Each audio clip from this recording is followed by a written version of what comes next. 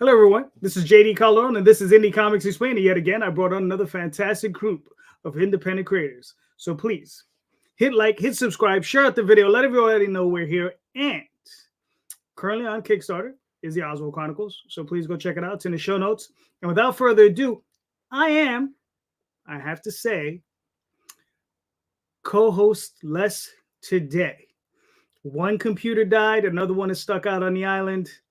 But hey, that's what it is, right? It sometimes happens. But we trek on. Hi, everybody. You don't need a co-host. I'll be your wingman, JD. Thank you. So please, Laurie, introduce yourself. Hi, everybody. I'm Laurie Calcaterra. I'm the writer-creator of Path of the Pale Rider. Nice. Okay, cool. Yeah. And let me tell you, you're much, much cooler than JD Rosario. I was like, at least I'm cuter than Jay. I'm just saying. Well, yes, but we can't even. Oh, yes. Don't let him. I love you. He's a cool guy. I'm just teasing. But Jay, yeah, sometimes. What's that? I said, yeah, he's a cool guy sometimes. When he shows up, damn it. Exactly. All right. How you doing, Ryan? Please introduce yourself, sir. Hi, I'm Ryan Kroboth. I'm the artist on the post-apocalyptic fantasy Sunmaker. There you go. Very nice. Marcus, how are you, sir? Doing great as always. Always a pleasure to be on. I'm Marcus McNeal, editor-in-chief of Odyssey Comics, and back like I never left, man. It's always a pleasure to hang out with you, JD. All right. Thank you. Listen, I mean, like I said, I was supposed to have two co-hosts on tonight. JD Rosario, he's stuck on the island, obviously playing catching eggs or something. You know, he's a child, so he's doing something. And then, unfortunately, Mark Torres, it seems like his computer went on the fritz on him. So, we all have problems, right? So, here it is, with one wing and a prayer. That's all we got. So, but hey, that's fine. I've done this before. It's okay. Right. But listen, I got questions though. Unlike those guys that come prepared. So like, don't they just usually answer your questions anyway? Well, you know, Jay always, you know, he tries to feed off the other questions that are already asked. And Mark usually comes prepared. Mark is usually good about that. So Gotcha. Maybe he's gonna tune in and just send you some text messages. Yeah, show me the chat. There you go. Probably. He'll probably just tune in just this. So just it'd be nice of him to do that, because then I could just curse him out to his face. Don't worry about it. Jay and I have that type of relationship. It's all good. No, right. But seriously, guys, here I have a question for you guys. It's the show question, right? It's the you know, we all run across it, the algorithm, right? How do we beat it? And we know we all know the basic answers to that, right? Email, list, try to share it, so on and so forth, right? But what are the creative solutions to that? Like, what are we looking at to really, really combat that algorithm? Because I have a campaign running, it's kicking the hell out of me, right? I know Jay, he's running ads, and it was kicking the hell out of him, even with his ads, right? So I mean, what are you guys doing to try to combat that? And what do you think are the best strategies to combat it? I have some thoughts. 1 second, my cat just barged in here like a 500-pound gorilla. I got to kick him. I came in like a wrecking ball. Seriously. Sorry. Nice. All right. Well, Laurie, why don't you go first? Well, let's see. A few things that I do that kind of help is I ask, you know, my fans, my viewers to kind of help boost the signal. So, you know, specifically like, hey, share this post. This is what we're trying to accomplish. And them sharing it kind of fools the algorithm a little bit. Also, if someone else posts the link to my campaign in the comments, sometimes I find that fools the algorithm as well. So instead of having it in the top in my post, like I'll ask one of the zombie bros to be like, hey, can you go drop it in the comments? And that sometimes will trick it. Not all the time, but sometimes. Because anytime there's that link in the comments, it's like, ooh, it takes a good extra, 2 to 7 days to show up in people's feed. Right. Right. Mm-hmm. True. So those are the couple things that I do. All right. Marcus, any thoughts? Yeah, this is actually something that me and JD were actually discussing quite a bit.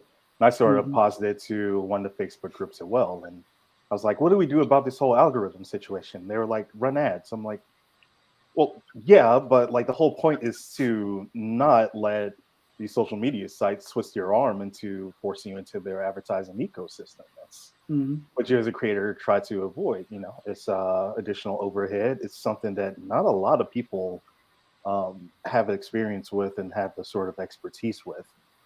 So you can try to do a coalition of ardent supporters like what Laurie did. And sometimes that's really effective. I always say you can do more with, 10 really jazzed backers and supporters and friends than you can with, 1,000 likes and shares somebody does with you on social media. It really captures the enthusiasm. Personally, with me, I'm always sure to, as a publisher, budget for advertising and do social media ads. I'm grateful enough to come from business background where I know how to tailor marketing and target people who would be interested in the books and what we're doing. So far, that's worked pretty well in the campaign we have now. We got brand new creator, new team. This is the smoothest curve that we've seen in terms of steady support coming in. Usually, we're right smack dab towards the halfway period, and everyone who's done the Kickstarter know how that goes. And we haven't had and so far we haven't had a single day where we did not either gain additional support or additional backers. Even having had 5 or 6, people drop out of the campaign, our backer number never went down. So that's good, but that's it's impressive. it all comes down to the ad cycle. Wish I could say it was organic and I just had the secret bill to it, but the fact of the matter is I pay Facebook and I know how to tailor the ads well. I've never had success with Facebook ads. I have tried, and like the most interaction I got was some guy in like the middle of Minnesota who swore at me and told me that if I showed up in his page again, that he was going to track me down and kill me. That's the most interaction I've ever got. Wow. So, suggestions. I'm guessing it wasn't the interaction you were going for. No. Well, I learned a couple from ads that we used to do because I used to think like casting a really broad net was the way to go about it. But after doing it a couple times, seeing what worked, seeing what didn't, it was really down to tailoring your audience, going smaller with it, but laser focused in terms of which queries you're using, which audiences you're cross-referencing, what their interests are, what their ages are, what their sex are, and really trying to get down on the market demographics of what you're doing.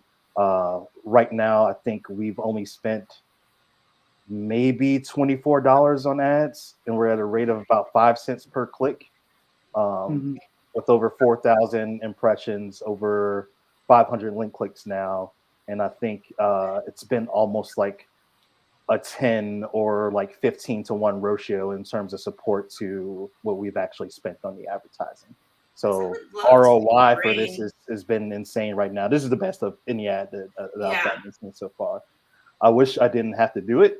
I wish it could be done organically, but I'm always happy to like talk shop with people who want any sort of help on the advertising. I think I just need someone to help me like drill down how to be more specific to get to the right audience, because I get clicks and I get looks, but I never get anybody to commit, and nobody comments, nobody likes, nobody nothing.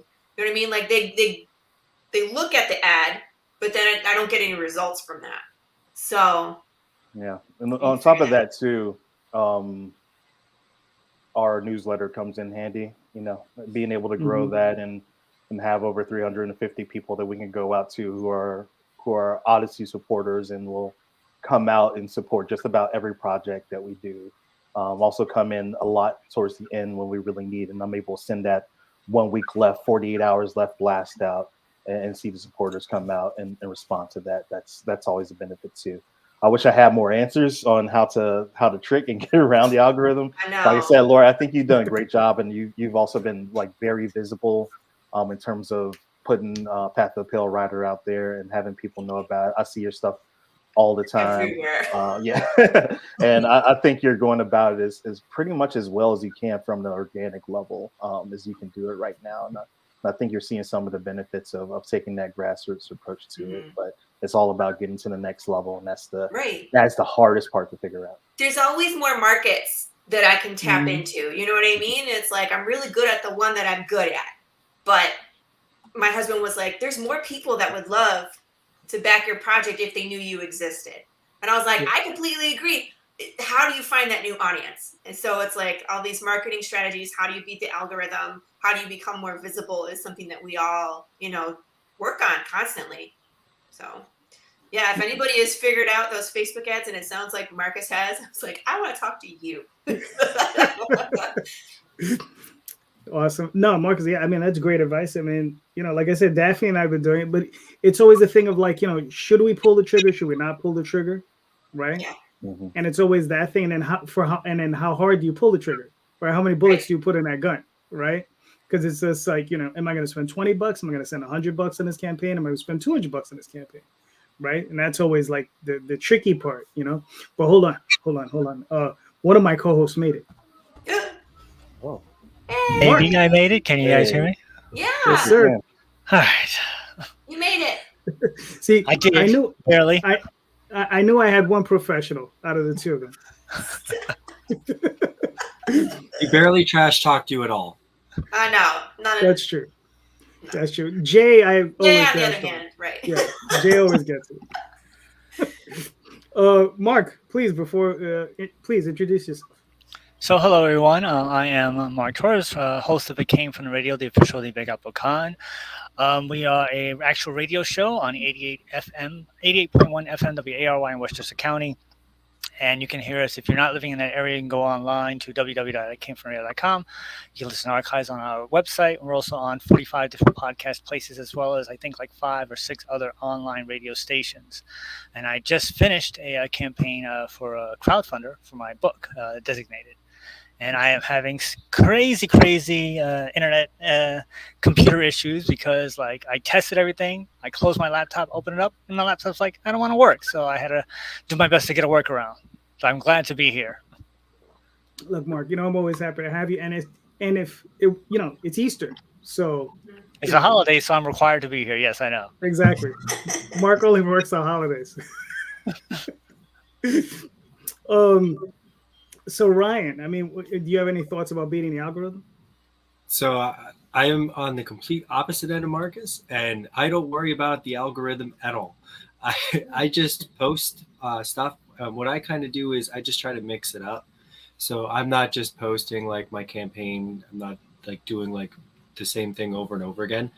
So like what I do for my milestones during my campaigns is I like to do pinups. And what I do is as I hit the pinup reveals, I share them on my Kickstarter page as long with what the people are getting for their rewards, any bonuses for that. So then I'll share that on the Facebook, which, the people that are doing the pinups are like usually in my group of people. So then they'll end up sharing it, and then they get some people that will comment on it. And I'll also share post pictures of the variant covers, and I'll highlight different rewards. Like I try to do for my covers, like I'll do a variant cover for somebody's comic, and I'll post stuff about that. So I'm just constantly mixing it up, so it's not always the same thing. And then that way, like I get more interaction. At least I feel I get more interaction from the people that are seeing the posts. And like Laurie was saying about how she has like people that will kind of share out and comment and stuff like that. I don't actually specifically ask anybody to do it, but I have a lot of really awesome people that are on my group and always help push and promote out. So I feel that helps, and it's always like super appreciated. All right, cool. Oh, look at this. Our other guest. Hey. What's going on, everybody? Hey, Dwayne. What's going on, Mark? So Dwayne, please introduce yourself. Sorry. What's going on, everybody? My name is Dwayne Robinson Jr. I am the owner of Animation Comics and Entertainment LLC, or ACE for short. And currently, right now, I have a Kickstarter available for my Nightfall Michael's Awakening series, issue 3. All right, cool. So, Dwayne, did you hear the question? I don't know if you heard the question. I literally just got in the door. Surprise. So the question is. No, just kidding. So the question is how do we as indie creators beat the algorithm, right? Because that's a question we're always looking for. Like, how do we get past this? And then, what are we doing to try to beat it? Man, that's a hard one. Like, did anybody give a good answer I can feed up? Because that's really a hard question. Because man, that's like if someone found the real answer to that one, it could sound. Watch the replay. Marcus answered it for all of us. I feel like Mark will give you a good answer. So, Mark, what you say? He was talking about Marcus. I haven't given my answer yet, Oh, yeah, Marcus. but I thank you for the props. I really appreciate that. Well, you might know too, My tip was honing in on the advertising and the marketing side of things, and being very educated and data driven in how you approach it. But the truth of the story is you kind of need to do everything, because just how Ryan mentioned, I do the same thing. I think one thing people don't do enough is use Kickstarter itself or the crowdfunding platform that you're on as a means to communicate and discuss with people, whether you're dropping additional pinups and artwork. Or in our case, I've put it out to people like, hey, I've kind of saw, maybe this one particular tier isn't doing so well. What else would backers? Here's what we're doing. Here's what we're adding. What else would you guys like to see? One person mentioned something in particular, and I threw it up, and then the add-on started getting additional funding and drawing additional funding. Sometimes it's just that simple. Yeah. But it's you got to try everything. The sad part to it is that it's just levers or spinning plates. You have to jump from one to the other, or one starts wobbling, you move to it and try to keep that one spinning, and go to the next one and try to get that one spinning. Then pray to whatever God you believe in that it gets you to where you need to be by the time everything is said and done. And at least rest easy knowing that you tried everything in your possibility to beat it. But I think eventually where it's going to go is where things will have to coalesce a little bit. When it comes to Kickstarters, there's just so many. So I think creators as a whole will have to be more interactive with each other and start pooling resources and doing more. And I know a lot of us do, and a lot of us cross promote on our campaigns. But we're going to have to find the next level of wherever that's going to be. I wish I could tell you exactly what it is going to look like. I don't know yet, but I think eventually that's where it has to be driven. Actually, Ryan, I wanted to ask you. I mean, we did some cross promotion. I mean, how do you think that's working overall? I mean, because I know you've done it with other people as well. It honestly, it seems like in the past it was like huge, and now it seems like we're not getting as much of a return. I was actually talking with somebody else recently, and they were saying that they feel like it's possibly because now that Kickstarter has the recommended projects at the bottom, a lot of those end up being projects that you're people that are in your network and you're recommending stuff to. So the people are looking to them. So like probably already all the campaigns that you're sharing. But I still think it's cool because like I just love indie comics. So I mean like if I can get anybody to look at anybody else's project, like I'm all about it. Yeah. No, I agree 110%. One of the things that I did for this Kickstarter was I have an indie comic book creators collection where it's just different other indie creators that I know that I wanted to help showcase a little bit more, or in some real popular ones too. I wanted to have like a really good mix of both. So I think that could be something new that we could all do. That way, everybody can get their eyes on different projects outside of your own. We did that as a stretch goal, which I thought was really cool. So I have 8 other indie PDFs that people all get when we hit like $5,000, and it does a few things. One, as a creator, it doesn't cost me anything, right? So I hit a stretch goal, so we don't actually start producing like merchandise until the next stretch goal. 2, it gets eyes on all of those indie projects. To my readers who I think would like these, that they would easily be a part of that. And 3, it gives all the readers a chance to read something completely different than my product as well.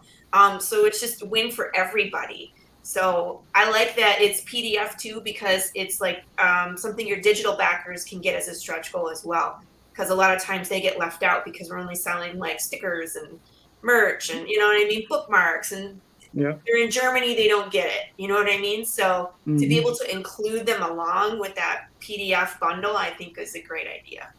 Yeah. That's where a lot of the value of Kickstarter comes in too.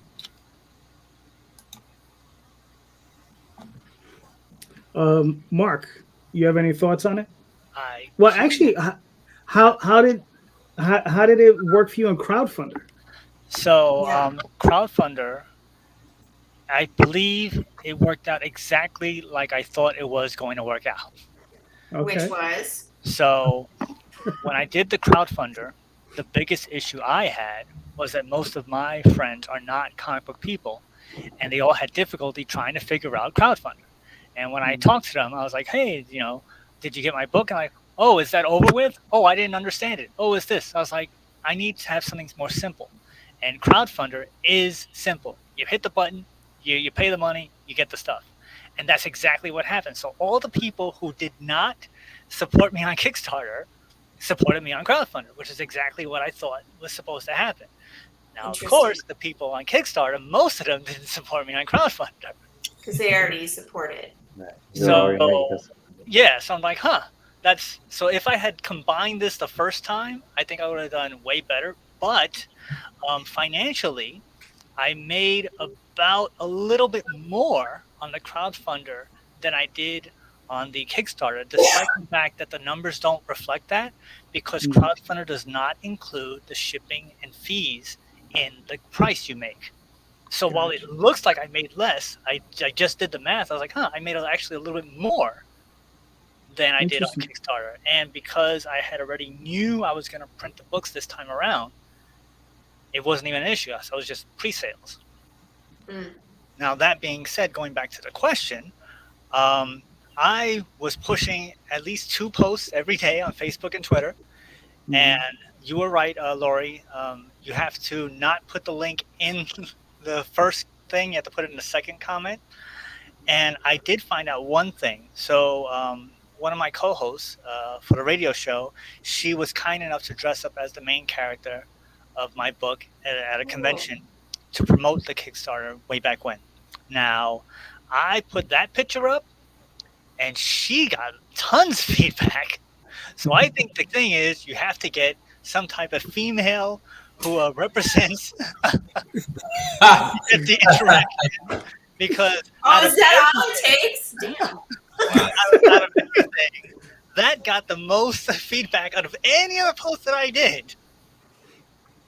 So I was like, how about that? And it made me think of Dwayne. You remember the other show we were on when we were looking at where we saw. I mean, it's true though. It really is. Most of those Kickstarters like that, they'll always like super exceed their goals because, let's be honest. There's a lot of nerds out there that Now, I have a not suitable for work cover, and it hasn't done like exceedingly more numbers than the other ones. So. Really? I don't understand. Either I'm not marketing it correctly, or people are weirded out because I'm a Is girl. it in landscape or portrait? It's the cover.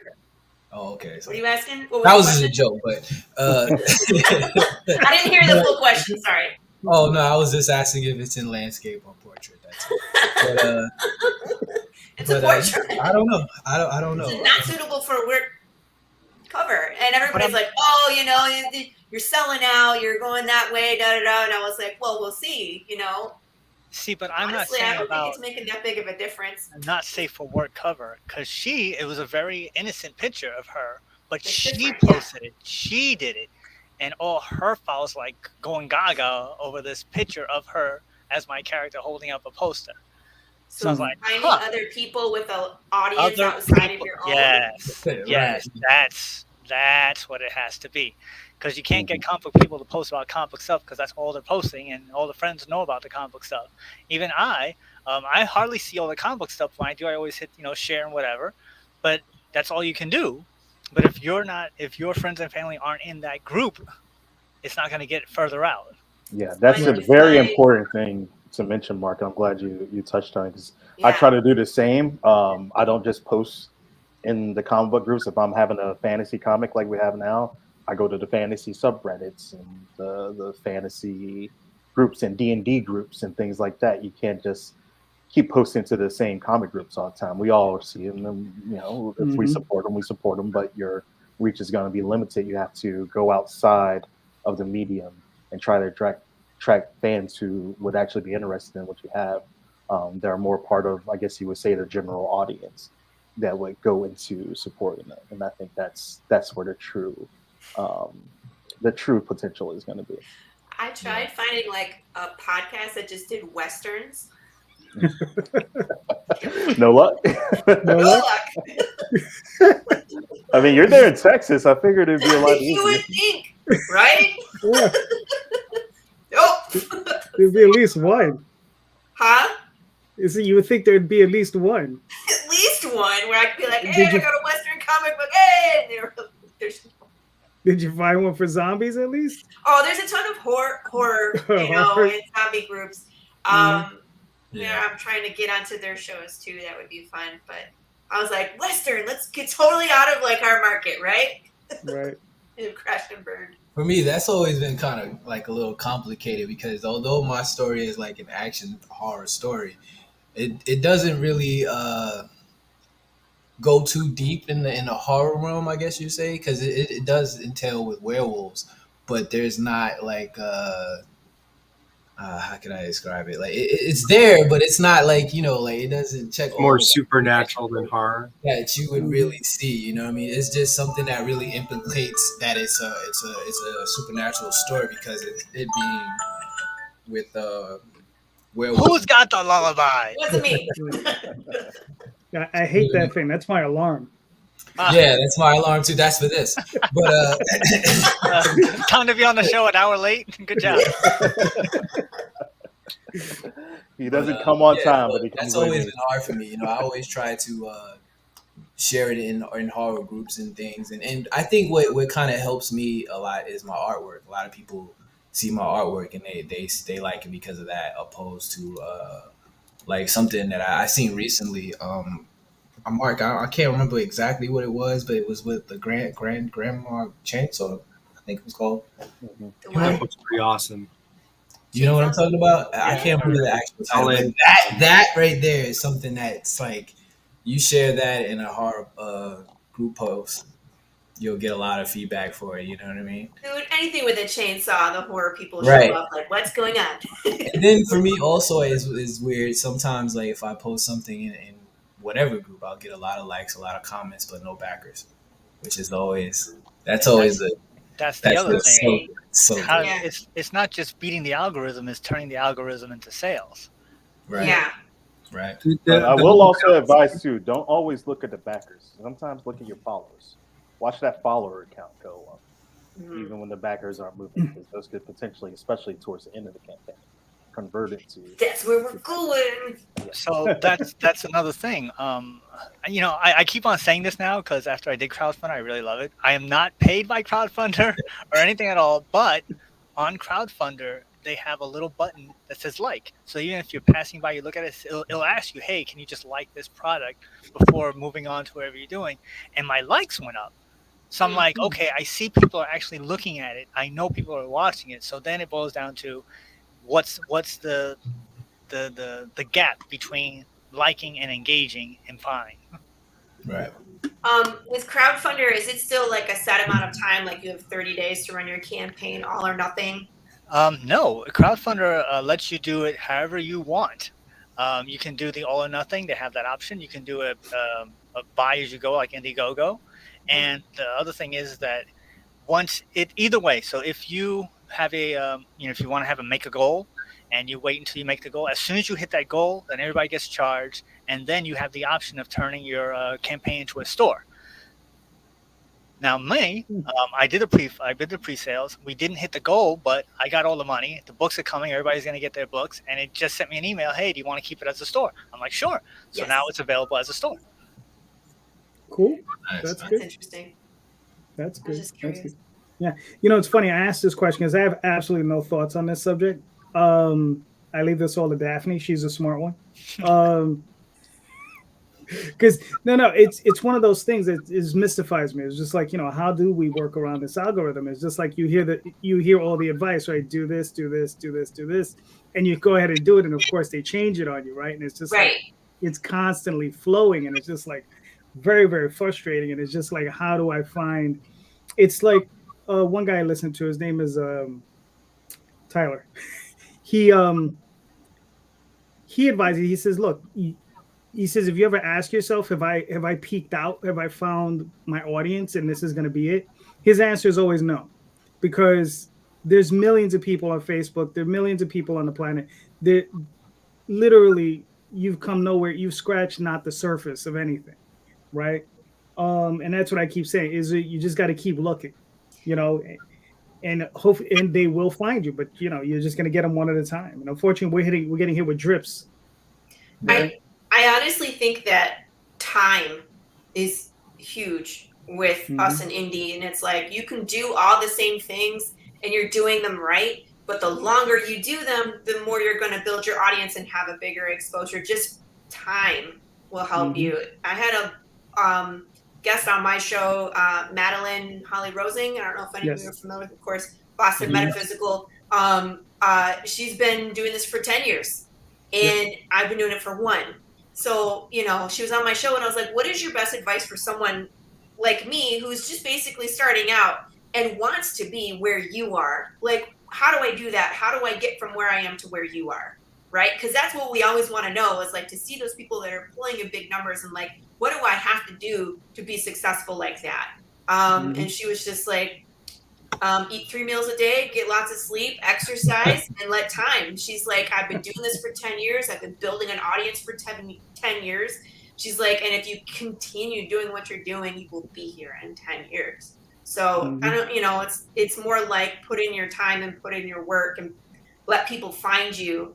But still trying to think outside the box to find that new audience as well. And she did, I don't know how many interviews, something ridiculous, like 45 to 60 ridiculous amount of interviews in, I want to say 4 weeks, 6 weeks. And they pulled in, I don't know what they ended up with, 20K? 20 is not 30. Did they end up with 30? I know it was over 20 when I last looked at it, but it was probably close to 30 or 30. But, and a lot of her Kickstarter stuff is just books. Yep. Like, I have hot sauce, I got t-shirts, I got Funko. She was like, books, dude, just books. And I was like, okay, yes, ma'am. Whatever you say. She is an author. All right, cool. Don't forget the alternative to time, which is money. If you have a big bag of money, that can circumnavigate the time. Yeah. If you don't, if each and one of us had $1 million to spend on advertising, we wouldn't be sitting here talking to each other. Right. Oh, I would still be here. I don't know about you guys. We would probably still hang out and be like peasants. You all me. Yeah, I would still be sitting here too. Just the background would be different. I'd be in Paris. Right. This would be a real place instead of this backdrop that I have with the piano. Yeah, I had just realized that. Like, I was like, what's that about? Oh, it's because it's fake. All right. I didn't catch it at first. I was like, man, that's a nice piano. Man. If I sit really still, it looks great. People are like, oh, John's coming later. I'm like, yes. Nice. I was thrown off because I thought it was still daytime there. I'm like, what? I mean, we're in Central Time. It's not dark yet. Oh, yeah. Man, it's been dark here for like 2 hours. Where are you? Pennsylvania. I'm like right below JD. I was about to say, are you in England? What? No, that would be like 3 a.m, wouldn't it be? Yeah. I would be asleep. So, Mark, you're up, sir. All right, simple question, because this is like I said, I just finished my campaign. How long do you wait before you send out the PDF version of your stuff? And do you send it as like an email, or do you send it like a mass email? What do you guys do for that? All right, Ryan, you're up. So usually what I do is I wait for the Kickstarter to charge the cards, and then if my book is done, I send it out like immediately the next day. So I send it out. I do it 3 different ways. I'll send it as a private update to the to the Kickstarter page.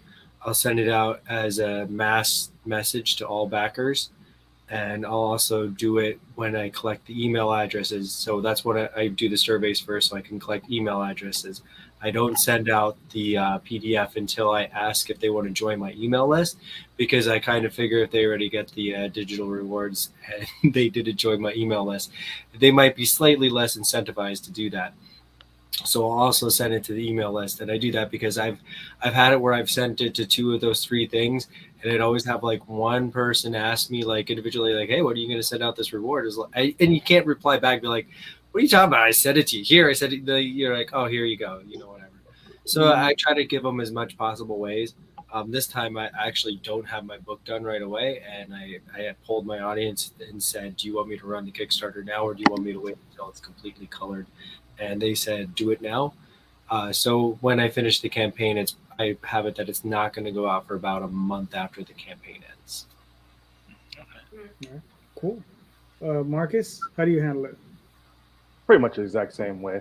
After all the initial funding clears, then it goes out. I try to do my best to just have it up on, send out through the emails through Kickstarter. But I typically also let people know, like, we usually host all of our digitals on Global Comics, and I try to make every number 1 free that we do to do it there. But if they would like to, and they would like to have perpetual digital access to, I'll also provide them codes where they can go on without signing up for Global Comics or anything like that, and they can read it there whenever they like, in addition to having the PDF download. Just gives them 2 different options to have it. If they don't have it on their phone or something like that, and they want to check it out, then they can go to Global Comics and download the app now, and then they'll be able to access it wherever they go. Oh, cool. Nice. All right, cool. Dwayne, what are your thoughts? Yeah, I was going to try to do something a little different with this Kickstarter, because I really wanted to try to do a lot of new things for this Kickstarter, because it's been so long since I done one for Nightfall. And every time I've done it, it's been really good. But I always wanted to see if I can put a step further and see how I could stretch it out, do something new. So one of the things that I was doing with this one was when people, whether they have digital goals or physical goals, I also thank them individually, of course. But I also give them a code if they decide to join my or subscribe to my website. So I give them a little percentage off for anything that's within my store. That's something I was trying to do, something to really give them a reason why they should, subscribe, other than just, hey, I have nice stuff, so give them something. So that's something I was doing. That's cool. Laurie, what are you doing? We are not typically done with the book when the campaign is done.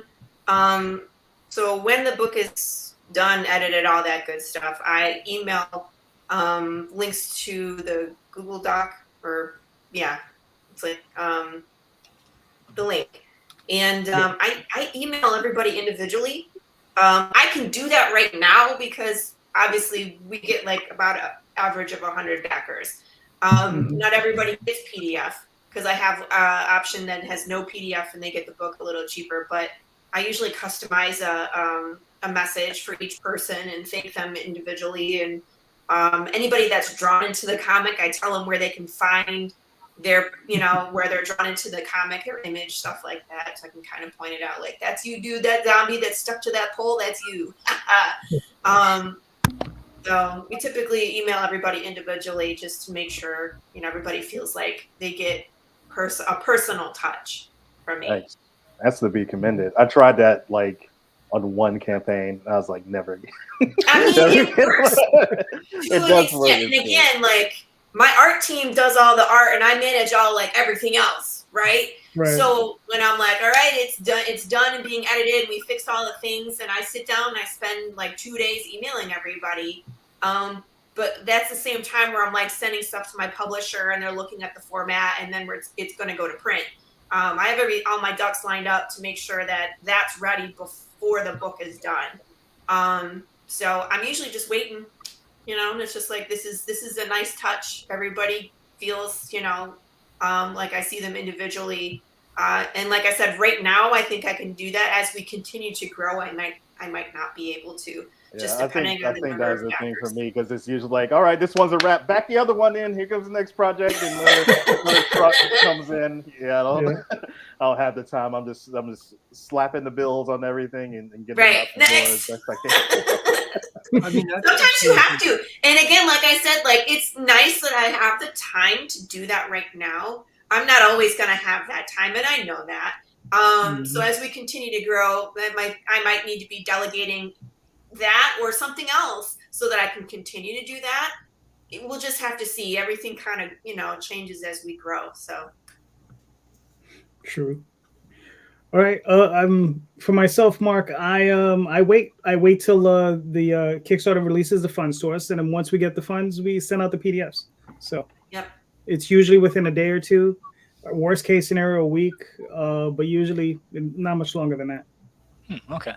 Yeah. I have something to do tonight. Okay. They're like, as a reminder, Right.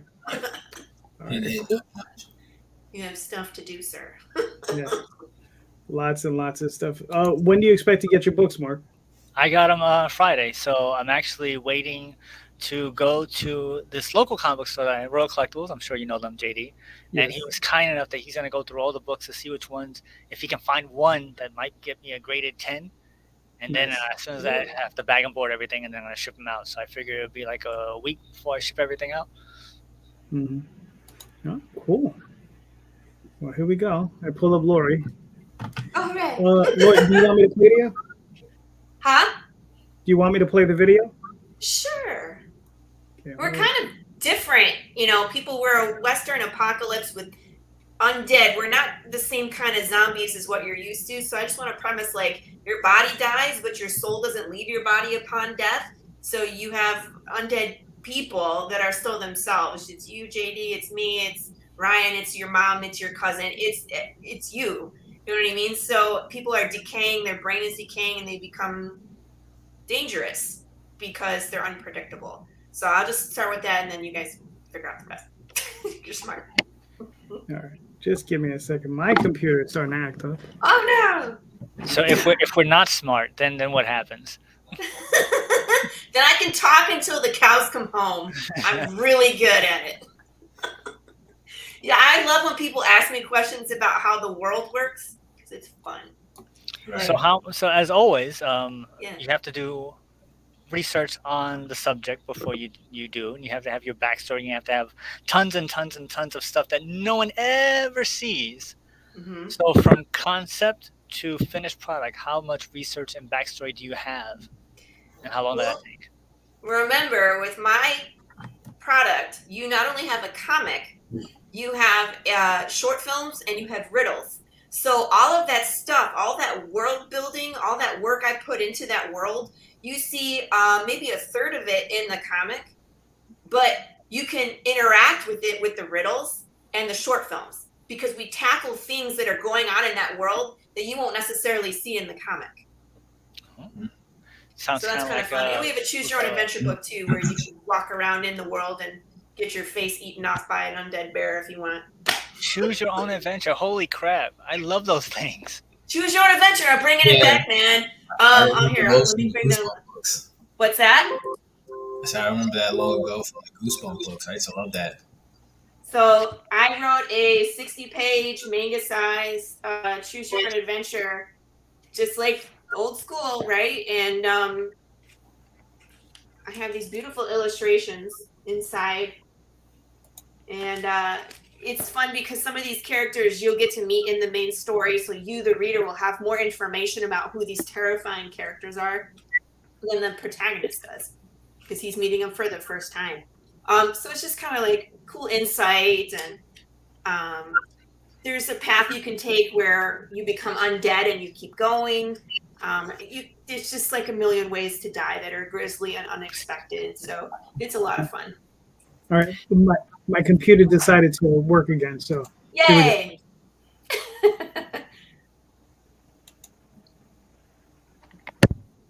Maybe. yeah, I don't know.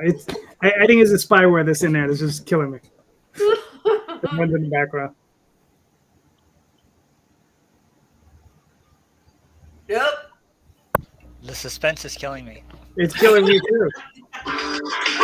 There we go. Hi, I'm Laurie Calcaterra, writer creator of the all-new Western Apocalypse comic book series. Does everybody see static right now? Yes. This is awesome. Of our ongoing series. Okay, If there you're it not goes. familiar with the story, it's about a cowboy 10 years into the apocalypse who is still looking for the answer to the question, why did the dead no longer die? He will go through wild terrain, undead bears, decipher conspiracy theories, and try to keep his heart beating in the process. Our new issue begins at the beginning of the fall, the day Death went missing, and you will get to see how quickly things begin to crumble. Follow Jude St. Clair as he navigates this new reality and deals with chaos, confusion, and undead humans. You'll get to meet a new cast of characters, see familiar fuzzy undead bears, and experience what started Jude down his perilous path. I'm also happy to announce we have a new artist on the team named Marta Gasparoni, who will be coloring the pencils and inks drawn by our very own Marco DeFillo. Cover art for this issue is done by Angelo Aquino, Everett Watkins, William Russell, and David Sanchez. If you're new to this series, don't worry. Issues 1 and 2 will be available in a catch-up tier. Also new to our campaign is samples of hot sauce, secret rewards, and even a chance to get mauled by Big James himself. So please, review our reward tiers and see which one works for you today. Thanks in advance for your support.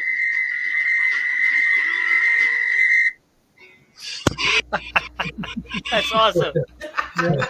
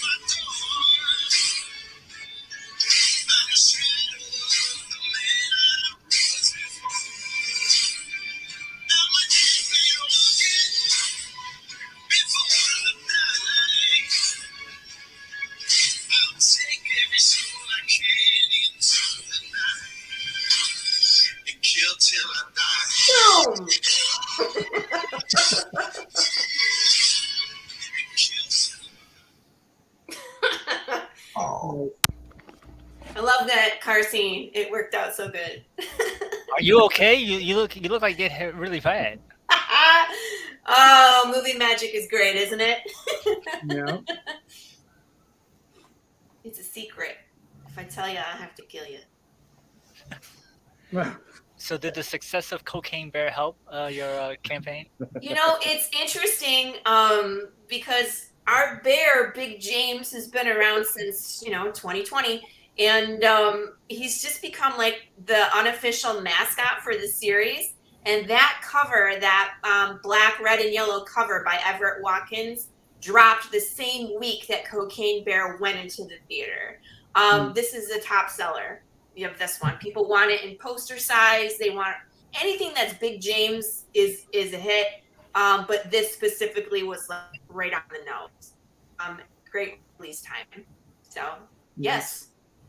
So there's your answer. To beat the algorithm, you have to make a poster of a movie that's coming out at the same time. Yes. It just kind of happened that way. This artist has done multiple covers for me. This is his third one. We're on issue number 3. And he was like, "Do you trust me?" And I was like, "Oh, yes, of course I trust you, but are you sure?" And he was just like, "I'm going to do it." He's like, "It's a Big James cover. I'll show it to you when it's done." And I was like, "Okay, well, okay." That's the first time I've trusted someone to just do it. And knocked it out of the park.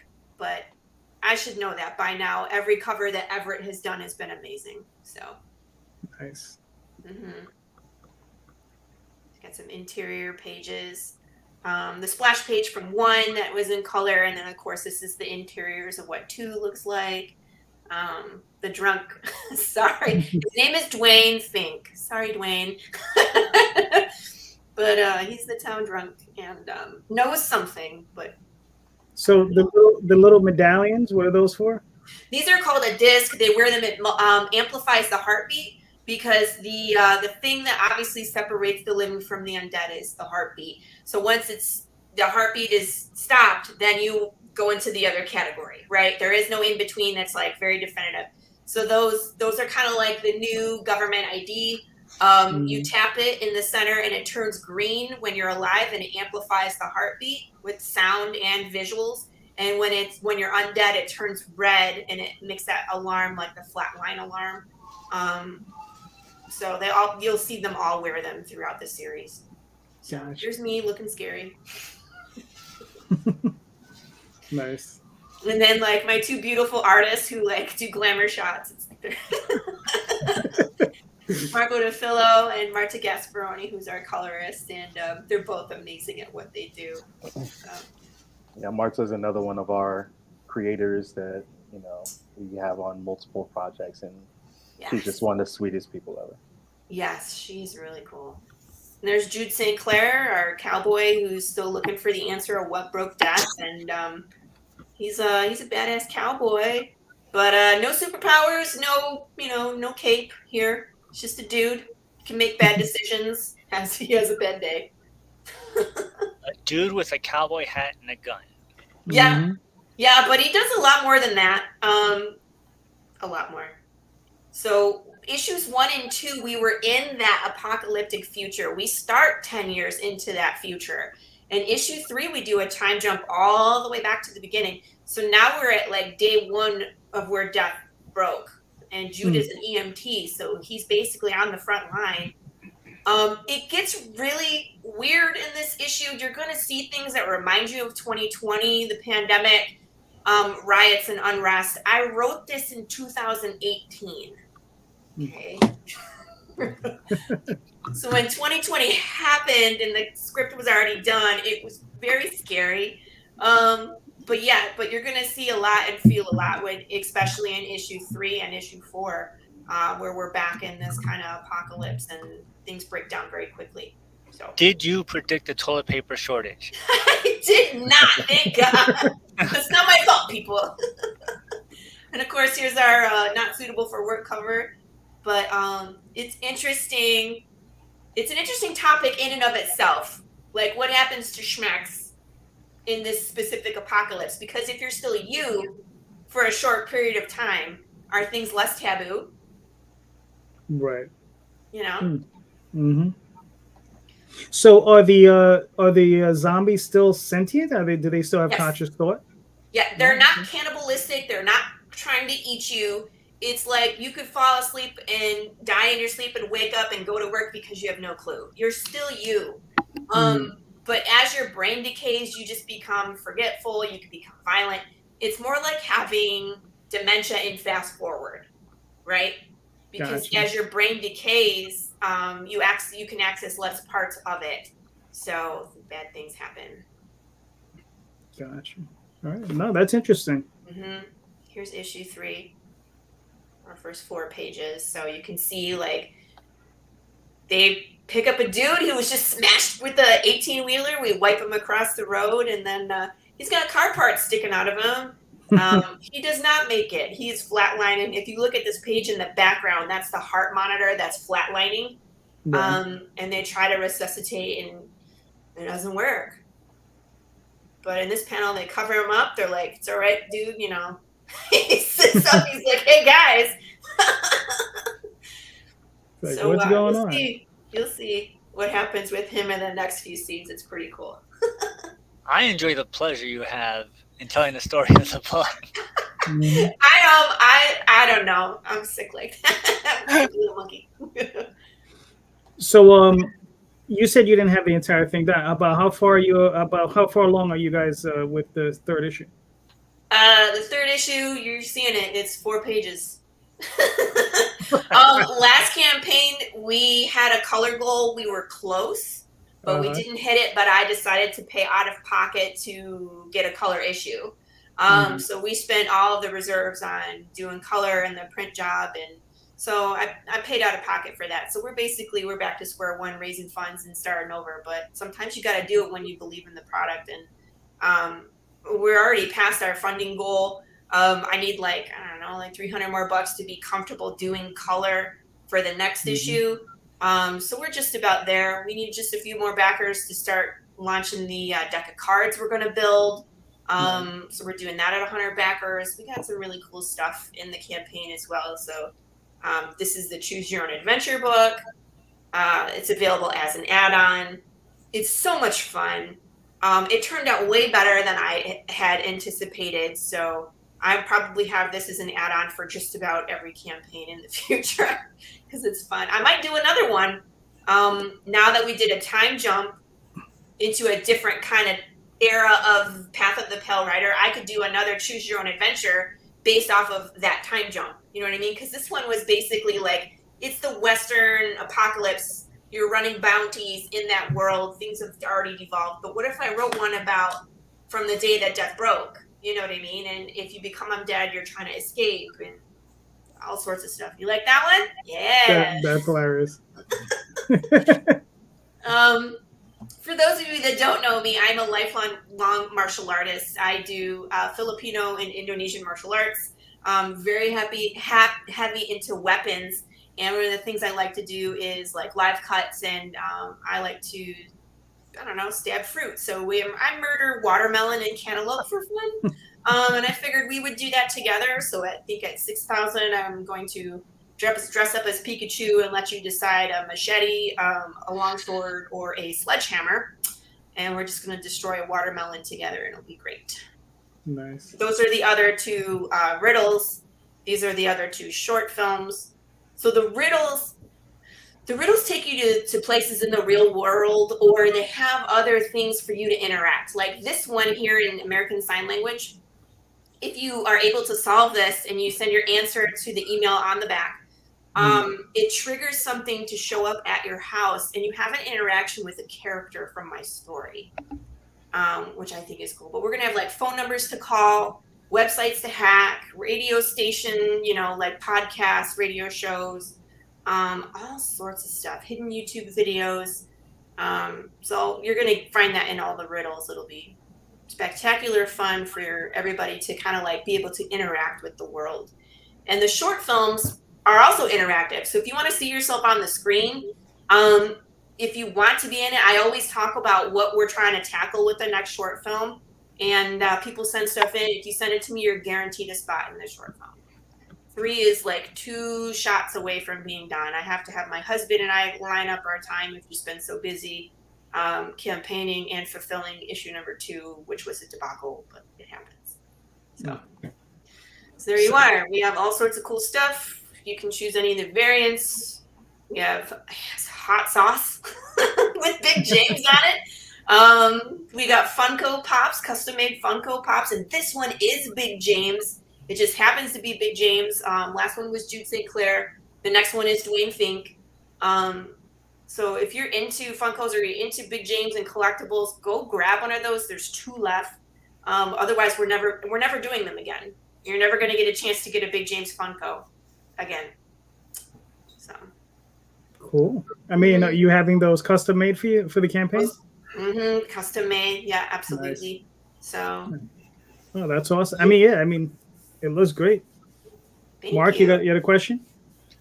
How hot is the hot sauce? It's not too terribly hot. This first one that we're gonna do, I have ideas to do hotter ones. It does have some ghost pepper in it, but it's like a barbecue base with ghost pepper in it. It's not terribly hot. Because I wanted one that I could eat, and I can't. I have GERD. Oh. Right, so I can't do like terribly hot. But we have plans to do a super hot one. If you guys want to, we can. I always listen to what my backers are looking for. They all wanted Big James stuff. They wanted hot sauce. They wanted more T-shirt options. So if there's anything anything else that they can think of that they want, I usually find a way to include it. The Choose Your Own Adventure was their idea too. Yeah, I was about to say that's really involved. Vic. Vic. He always shows up and then blames me for like 2020 pandemic. Thanks, Vic. Nice. I know. So yeah, that's me. All right, cool. Thanks for Listen, listening.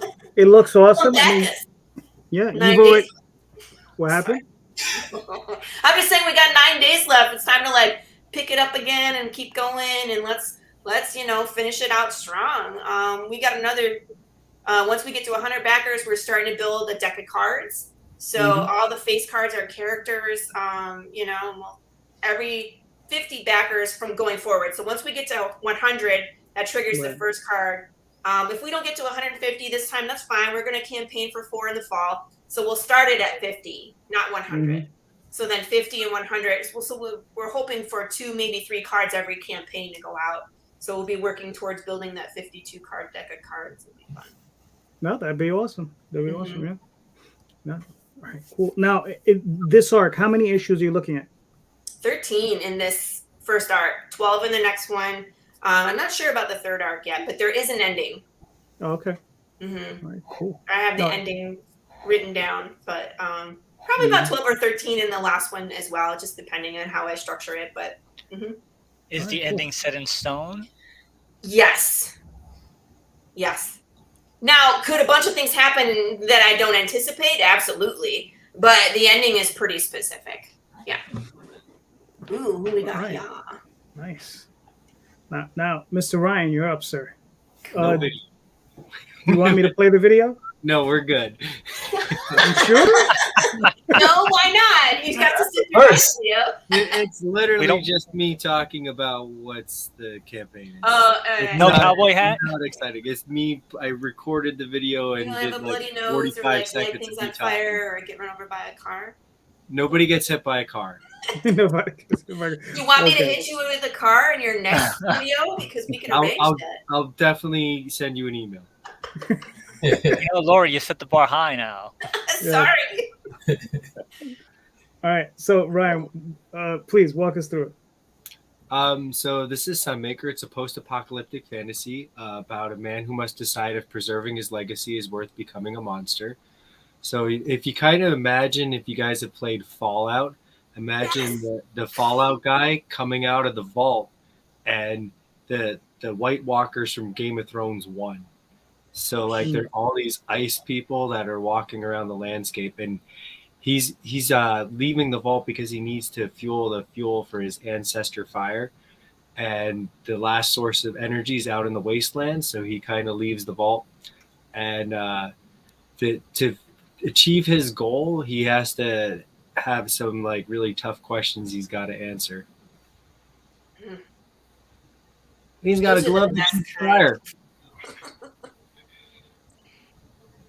He's animated. That's so cool.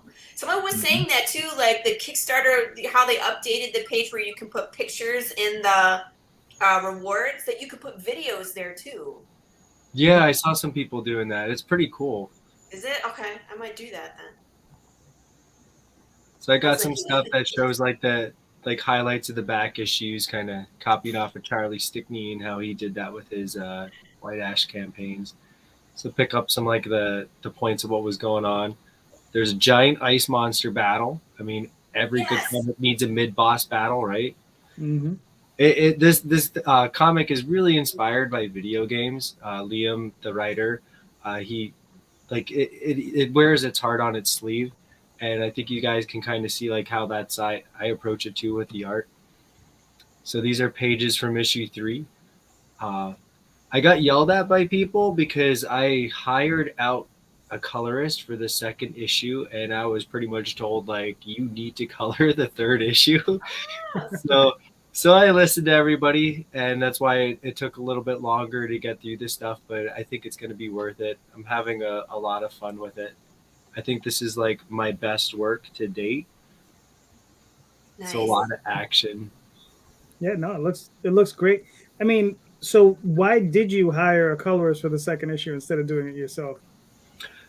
To save time. I'm still not the fastest colorist in the world. When I did the first issue, I was still learning Photoshop and stuff. So I only colored about half of the issue, and then the guy that's actually lettering the book now, Dave Lentz, he helped me color the first issue. So we ended up doing about half of the first issue. So I hired out the second issue to get it done a little bit faster in a shorter time frame, and then I ended up lettering it. I realized I absolutely hate lettering. There is nothing in the world I would rather like not do. Like I will pay Dave, who is like literally one of the best letterers I've seen. I will gladly throw him money because for some reason he enjoys lettering. I don't understand it. I think he just must be crazy. Know your limits. That's a good lesson to have in general. Yes. Yeah, like, Well, I mean, play to your strengths, right? If you know Right. lettering is like you absolutely hate it, then find someone to do it. Right. Mhm. it took me a while. Like I'm still not the fastest colorist, but I really enjoy that part of the process now, and that's actually what more people end up coming to me for now. Like I get commissioned. I'm actually coloring another book now, and I'll get cover commissions and stuff every once in a while. So like I'll color stuff for people, and it's fun. So I gave my audience what they So wanted, while and they said, maintaining, "Go ahead." so while sticking to the script, right? Since you know that you take longer to color, do you purposely try to draw things that only need one or two colors as opposed to more than one or two colors? Um, I feel like I have a very cartoony style to begin with. So I kind of do cell shading with a little bit of gradient work. So not necessarily with my own stuff, but like when I do some like I color another book, it's called Crossover Division, and I do a little bit more rendering on that stuff because the character art looks a little bit more realistic.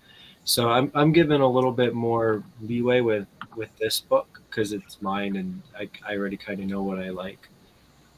I'm sorry, I'm getting grossed out by the dude's toenails. I noticed his fingernails and I was like, is his toenails the same? And then we got here and I was like, yup.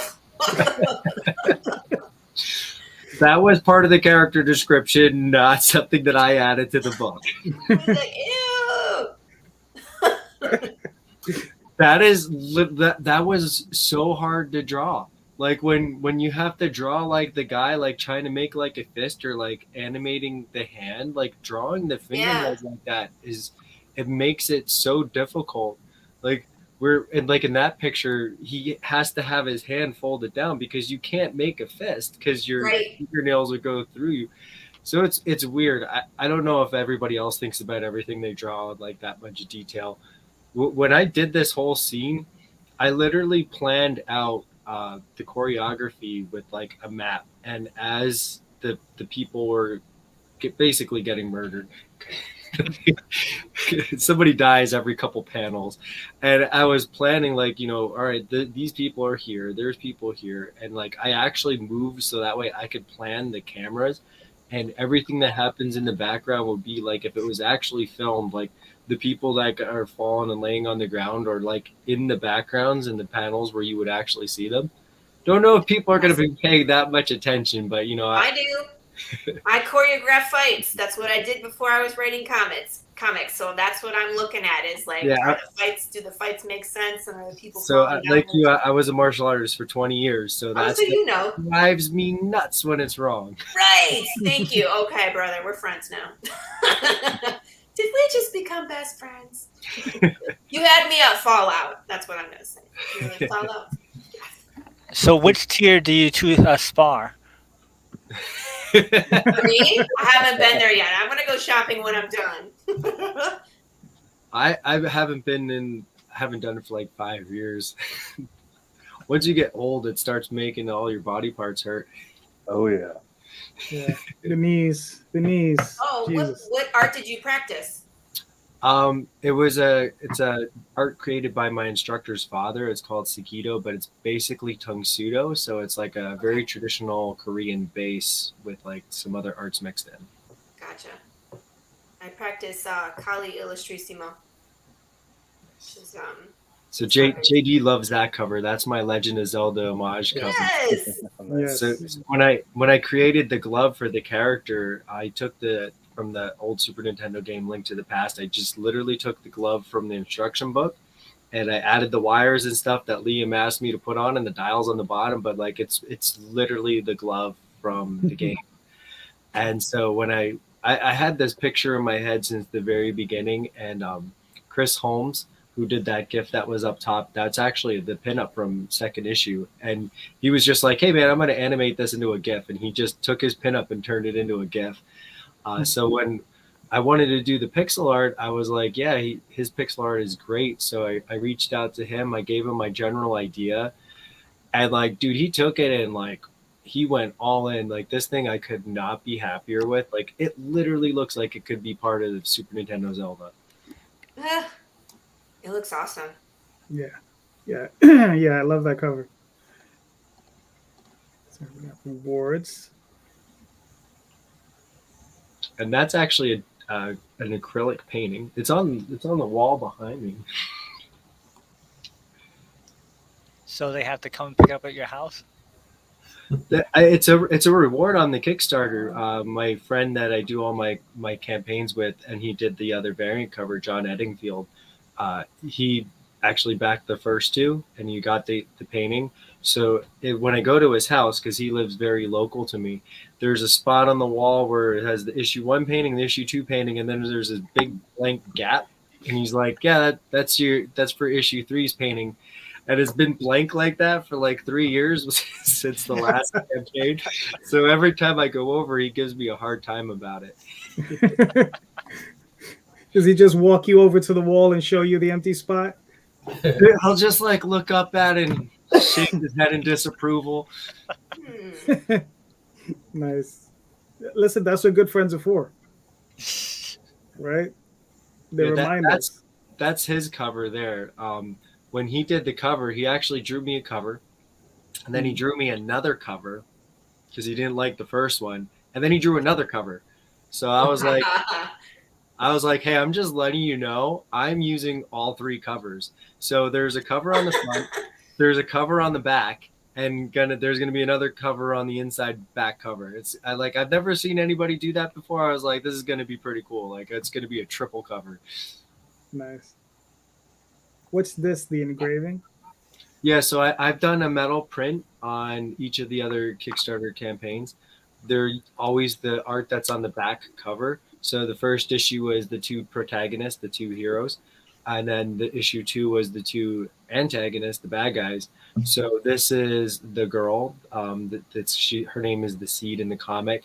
And she's kind of like the in-between of the good guys and the bad guys. So that's what I did there. I was kind of going for an Avatar The Last Airbender vibe. So like the fire and the ice, and she's kind of like the balance in between them. I thought it was kind of, God, now the word is escaping me, but like symbolic of the story.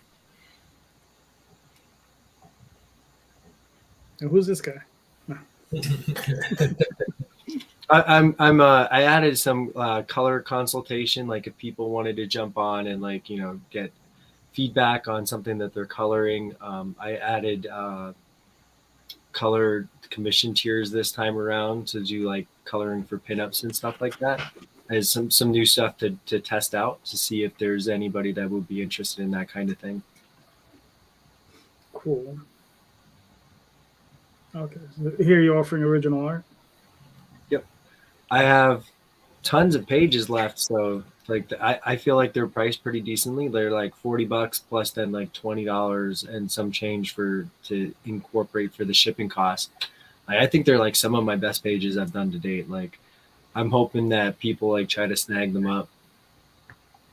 I don't really have many pages left from my first 2 issues.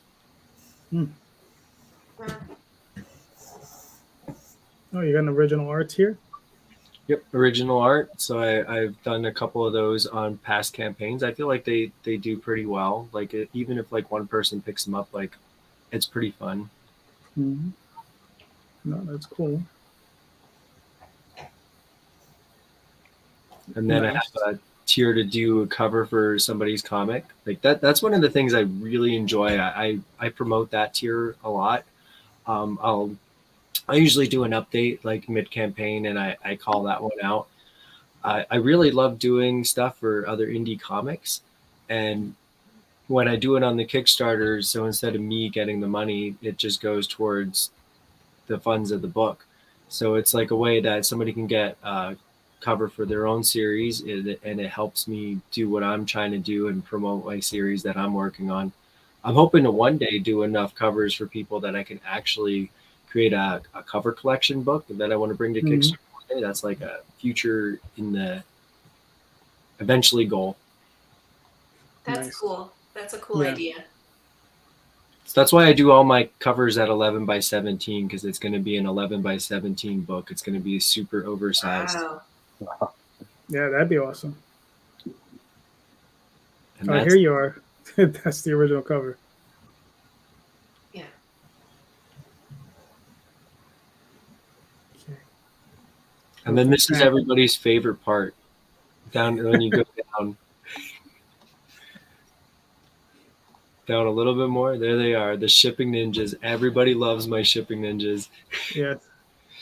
I've actually run into people now where they've heard it on like the Comics Launch podcast, that because like I've talked about it on there, and they're like, oh yeah, I heard about this guy that does these shipping ninjas and he puts them in all of his packages, and I'm like, yeah, that's me. You just put one of those in everybody's package?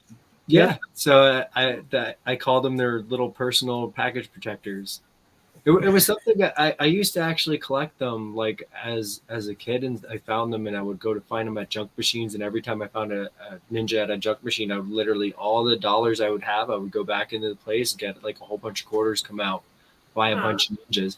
So when I did my first campaign, they were all like ninjas from my personal collection. Like they're super old, like colors you can't find anymore or anything like that. Now I get them in like a bulk package. But I've always done it, like anytime I send out original art or anything like that, I always like tape a little ninja onto the package. And people have always thought they were fun. They'll be like, yeah, I got the ninja like right up here above my computer and stuff like that. So it's really fun. I don't know. Yeah. Yeah. No, it's really cool. Oh yeah, then your sun shard. Yeah, so that goes with the idea of like the video games, like you know how you collect health pieces, and when you get all the 3 fragments, it turns into the next heart piece. So that I actually have those like right near my desk. So what I did for people that back the individual issues, I thought it would be kind of cool to give them something that would be very unique that people that didn't either jump on the Kickstarter or whatever can't get afterwards. So people that back the campaigns get a piece of, I call them sun shards, that will correspond to the issue. And when I do a collected version, there's going to be a book plate that's going to come with them. And then those stickers are going to be to affix to the book plate. So if you back the 3 floppies of the series, when we get to the collected version, like if you were one of the supporters that helped bring the series up to that point, like your book plate is going to be a lot more special than anybody that, you know, just jumped on, like, you know, hey, this looks neat. Like, since you were part of the thing getting to that point. That's cool. Yeah. Okay. So now, is this timeline, is this accurate? Are you still on schedule? It should be, yes. I added a month to, because I had just launched in, was it March? March, right? Mm-hmm. End of March. And my campaign ended up missing the funding goal by $50. And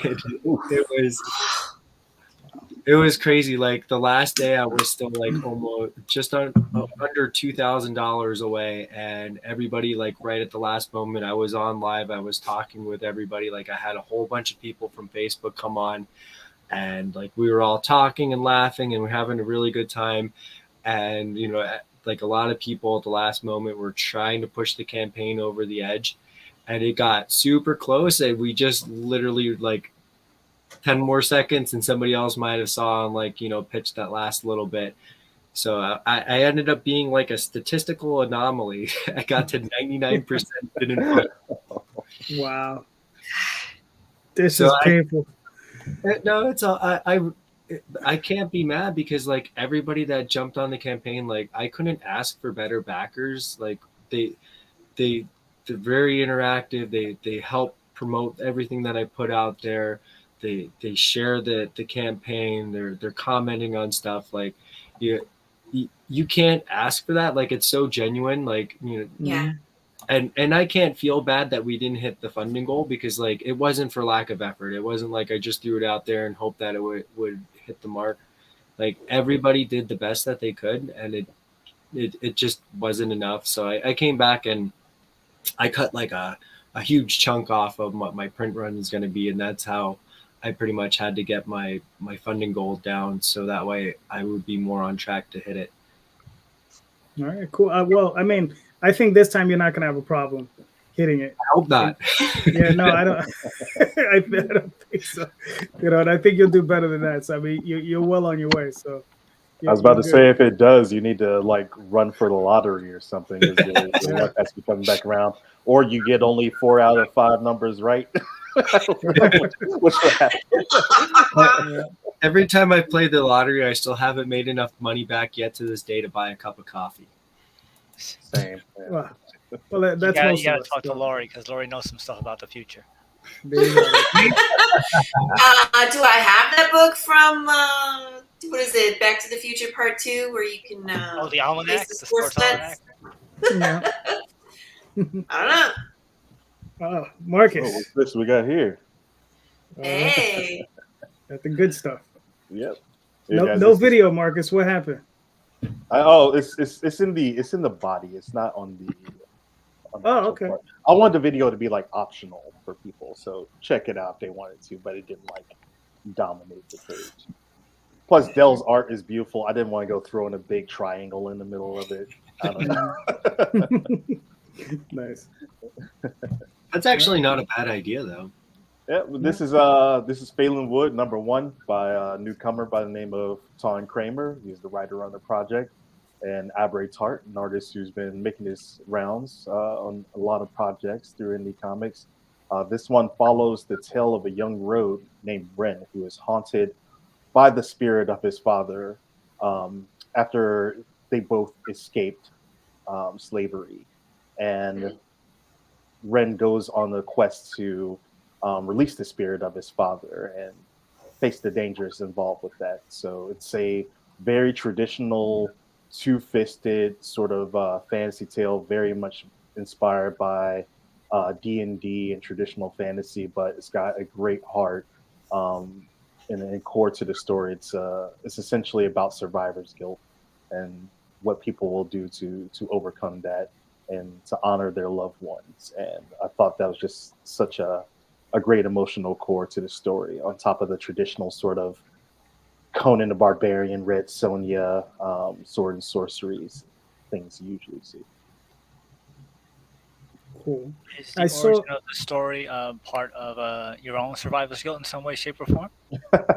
No, I can't take a whole lot of credit for that, but I think when it comes down to the story, I think Ton really touched on something that resonated with him, that gave him a reason to really put some soul into it rather than just have it a traditional hack and slash book without much anything to say. Mm-hmm. No, that's cool. Now I see you put it up on Global Comics. Have you seen that make a difference? I did see like a little bit more start trickling in after I went on Global Comics to be able to see, the book is 100% done. It's ready to go. We have it blocked out. If you're a subscriber to Global Comics, you can probably check the thing out full and read it. But I wanted to be sure people could see the quality of the story, the quality of the art, and everything in the free preview, and see that it's there. And the team really put the work in. In fact, I originally got the pitch and the work was done. I was like, I want to expand on this story more. So as an editor, I went back to Ton and I said, write me 6 more pages of prologue that we could put into this book. And the team came back together. We got that prologue done really quickly. And that's what we're able to show off in the preview. Oh, that's cool. I am like really impressed by the colorist lighting. Yeah. Like I am looking at all these pages and I'm just like, yes, they are like spot on.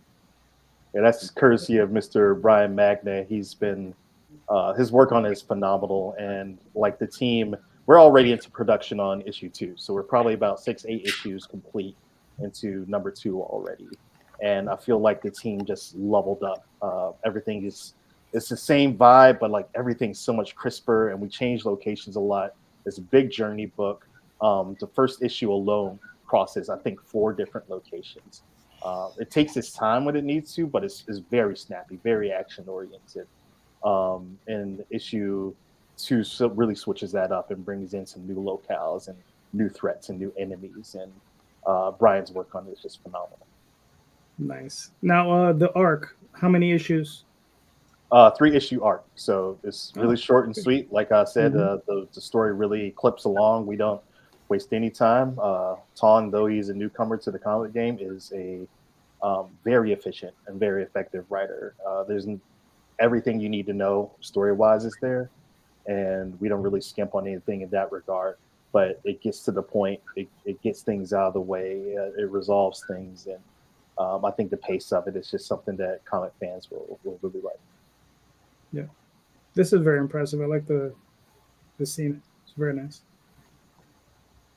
Yeah, this is concept art, so you could get these as sort of postcard forms along with that, and also a larger poster for himself too. Look at that. Yeah. That's really cool.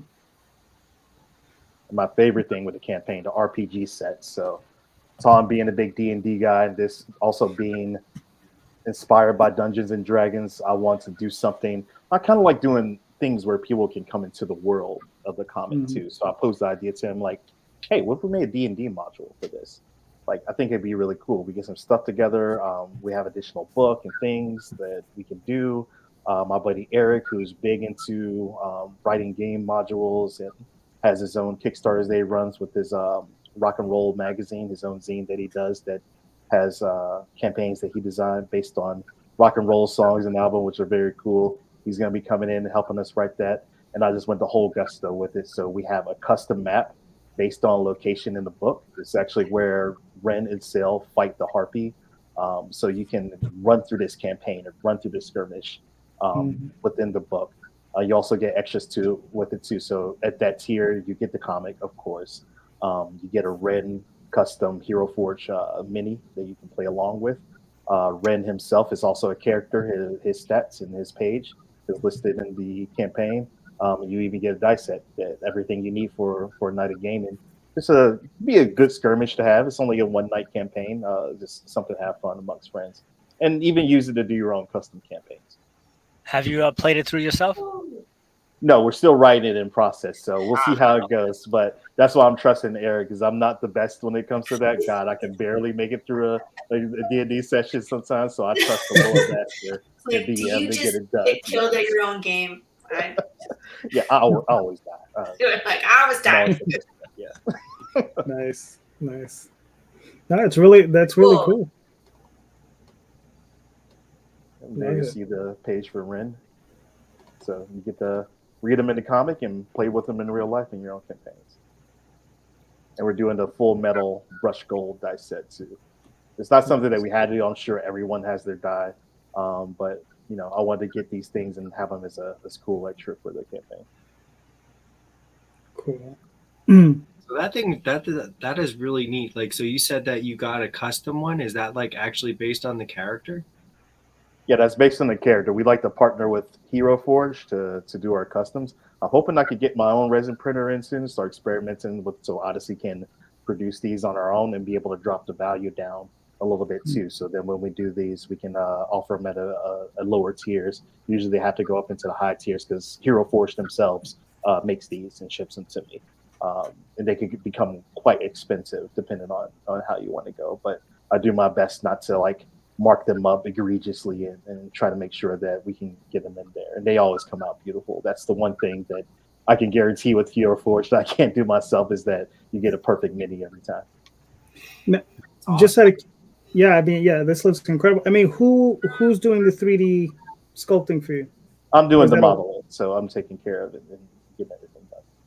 Oh, okay, okay, nice. I get to cheat a lot, being an artist and a graphic designer and everything. Mhm. So whenever I need work, additional things done for the campaigns, I try to make sure that I go in there and get it. An artist by the name of Jody did the map, so this is a full custom map. It does not exist anywhere else. It was made specifically for this campaign, and you can only get it here. It's not going to be available anywhere else, so we're only doing it for Kickstarter. It's going to be a full exclusive, so it's pretty detailed. There's great places to stash loot and have additional encounters, and she did a great job at mimicking the locale of the book too, to make it really feel like you're there at the location. Very nice. Then you got your cover bundle. Yep. We got all of our tiers. We went with 4 different covers on it. Abre Tart did our second cover, which is available in hollow foil. Dave Gonzalez did covers C, and our Not Safe for Work cover D. With that one, we really want to go in like a traditional Frank Frazetta sort of direction with it too. So it's very much an homage to his work, very much inspired for it. Tom really wants to throw the Not Safe for Work cover in the campaign. The Odyssey stuff, we usually don't go in that direction. But when it comes to the creators, I really give them the option to do whatever they want to do with it and however they want to go. It was like, hey, that's a nice way to get some extra money. It was like, okay, let's try to make it work out and see how it goes. And Dave knocked it out. He did an amazing job. Yeah, no, it's a really nice piece. I haven't looked, but is it doing well, this particular cover? We are doing most of our work on the D&D campaign. It's doing well, and people are picking up, but it's really like in terms of what we're seeing that's going precedence to that additional mode, it's 50-50 the campaign and the covers. So gotcha. I think the D&D book is really turning out to be something that it having that crossover appeal, kind of like we talked about earlier. Things that you can bring from different audiences onto your book, and people are coming in just to be able to pick that one up. So I also went ahead and made it available as an add-on at all the physical tiers too, so you can get that included. Loot. Nice. Everyone loves good loot. You get the whole shebang for $100. That's a We deal. also have a hidden tier too. I don't like advertising it too much, but if you go up to back it, there's a $250 tier where all of your covers get transformed into metal. So you get aluminum metal print covers on all the issues, and your Hero Forge minifigure is painted bronze on top of that. So nice. Yeah, it gives you an additional bonus. Cool. Now, do you want me to play the video? Well, we did get some professional voice actors to come in and do the video, so might as well get the money's worth. This is true. This is true. You're gonna spend that money. Might as well show off the video. This is the amazing world of Phelan Wood, a fantasy adventure brought to you by Odyssey Comics. Join us in exploring the prologue story. In a time lost to lore and legend, in the mighty kingdom of Torsha, there was once a young man named Ren. He had been taken in by the Thieves Guild, known as the Hand, but he could not forget his troubled past. A cold horror was building in him, an icy sorrow which would not let him sleep. I fight it night after night. It hits me like a wave, and I'm powerless to stop. The cold washes over me like never before. There's no stopping it. Run! Father, you're the one who haunts me? Why? I am so cold, and I hunger. Release me! Release me from Phelan Wood! Ren, wake up. Sel? What are you thinking? You can't fall asleep on a watch. Sel, I know what's been haunting me every night. It's my father's ghost. Your father? His name was Morin. He seems trapped for some reason. He begged me to set him free, but How can I possibly help a dead man? There is one who knows of the dead. The Oracle of the Moon, Orina. My mother spoke of her in awe. Would she really help someone like me? She is wise. She may not know the answer, but if not, she can advise you. And my duties here? Tell Cha your story. He will listen. Cha, leader of the Hand, listens to Ren's story. Ren, you are of no use to the Hand in this state. I give you leave to go and settle this matter. Reluctantly, I will allow Cell, my right hand, to join you in your quest. Cell, make haste and return when you can.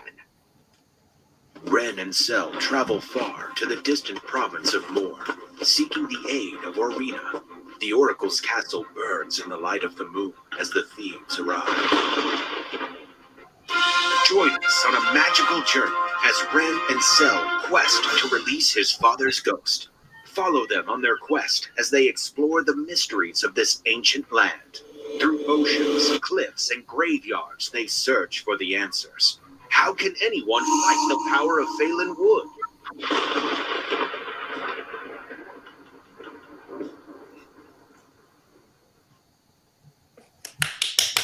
Very nice.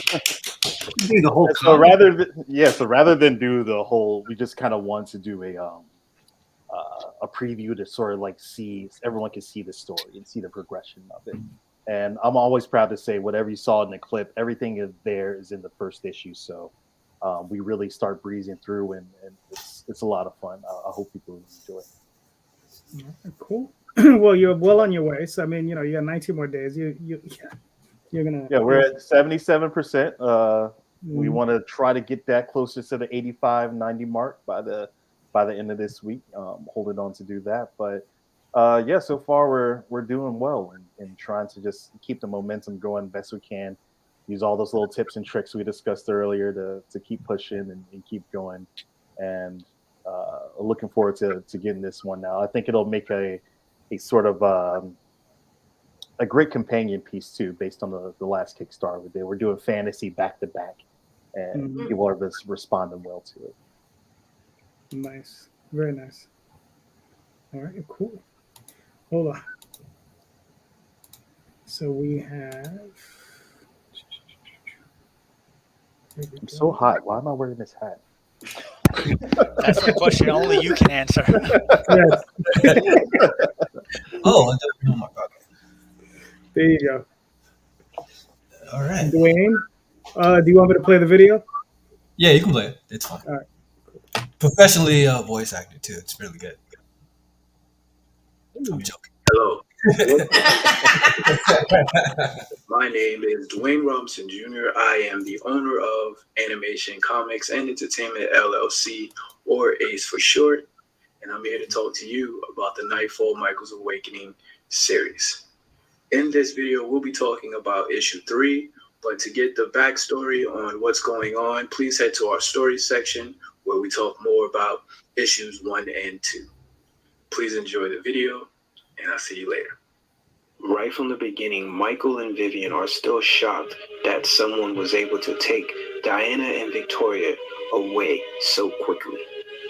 And they both take it very hard, Vivian more than Michael, because she is the protector of the family and feels that she let them down. Together, they formulate a plan, ready to get their family back.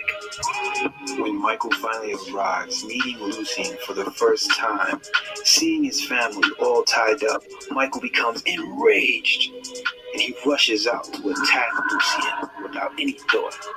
But Michael will soon understand that Lucien is not someone that can be taken down easily. Now that Michael is forced to stop and heal from his wounds, Lucien reveals who he is and changes everything. Who is Lucien? Is he here just to follow the demands of his father? Or is this personal? Find out in Nightfall, Michael's Awakening 3.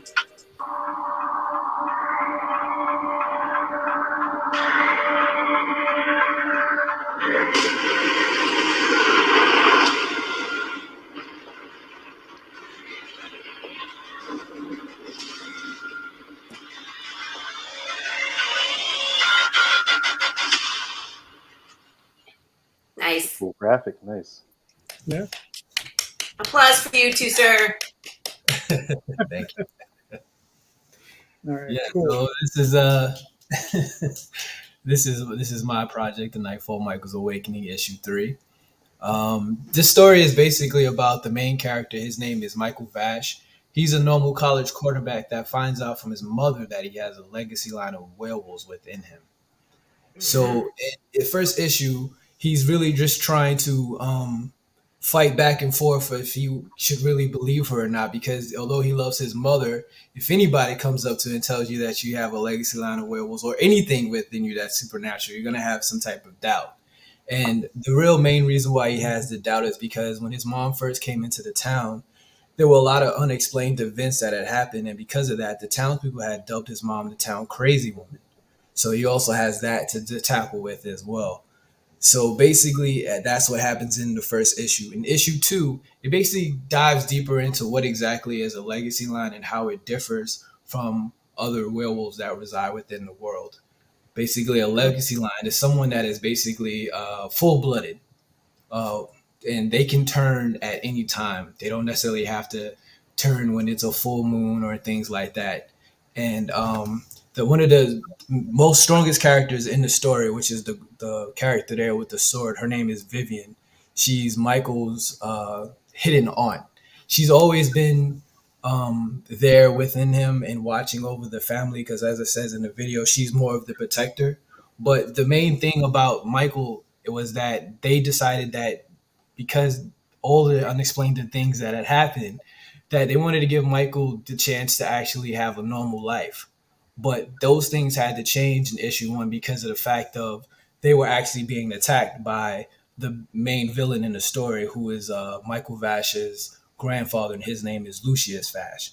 So they had to kind of tell him in issue 1, and that's why it's kind of like questionable instead of like kind of going, oh, okay, I understand, I see why. So that's kind of the things that he tackles in issue 1 as well. But in issue 2, he kind of accepts it, not willingly, I guess you could say. It just kind of happens during his birthday, and he's really just trying to understand this new lifestyle that he has to basically uphold and learn. And this is basically all of the characters that's within the story that are introduced so far. We have Vivian Vash there. If you can go real quick. Scroll up. There you go. She actually is one, like I said, one of the strongest characters, but she's super unique because outside of everybody else that usually has a legacy line, she actually when she was supposed to turn, she had something kind of special turn where it kind of turned all of her werewolf abilities and things of that nature turned inward. So she doesn't have the ability to turn into a werewolf, but she still has all of the abilities. But one of the drawbacks to it is that her eyes are a different color. If you go all the way down to the poster section, you can really get a better detail of what her eyes look like. But this is the main character. You can go back up to Lucien. Because Lucien actually plays a huge role in the story going forward.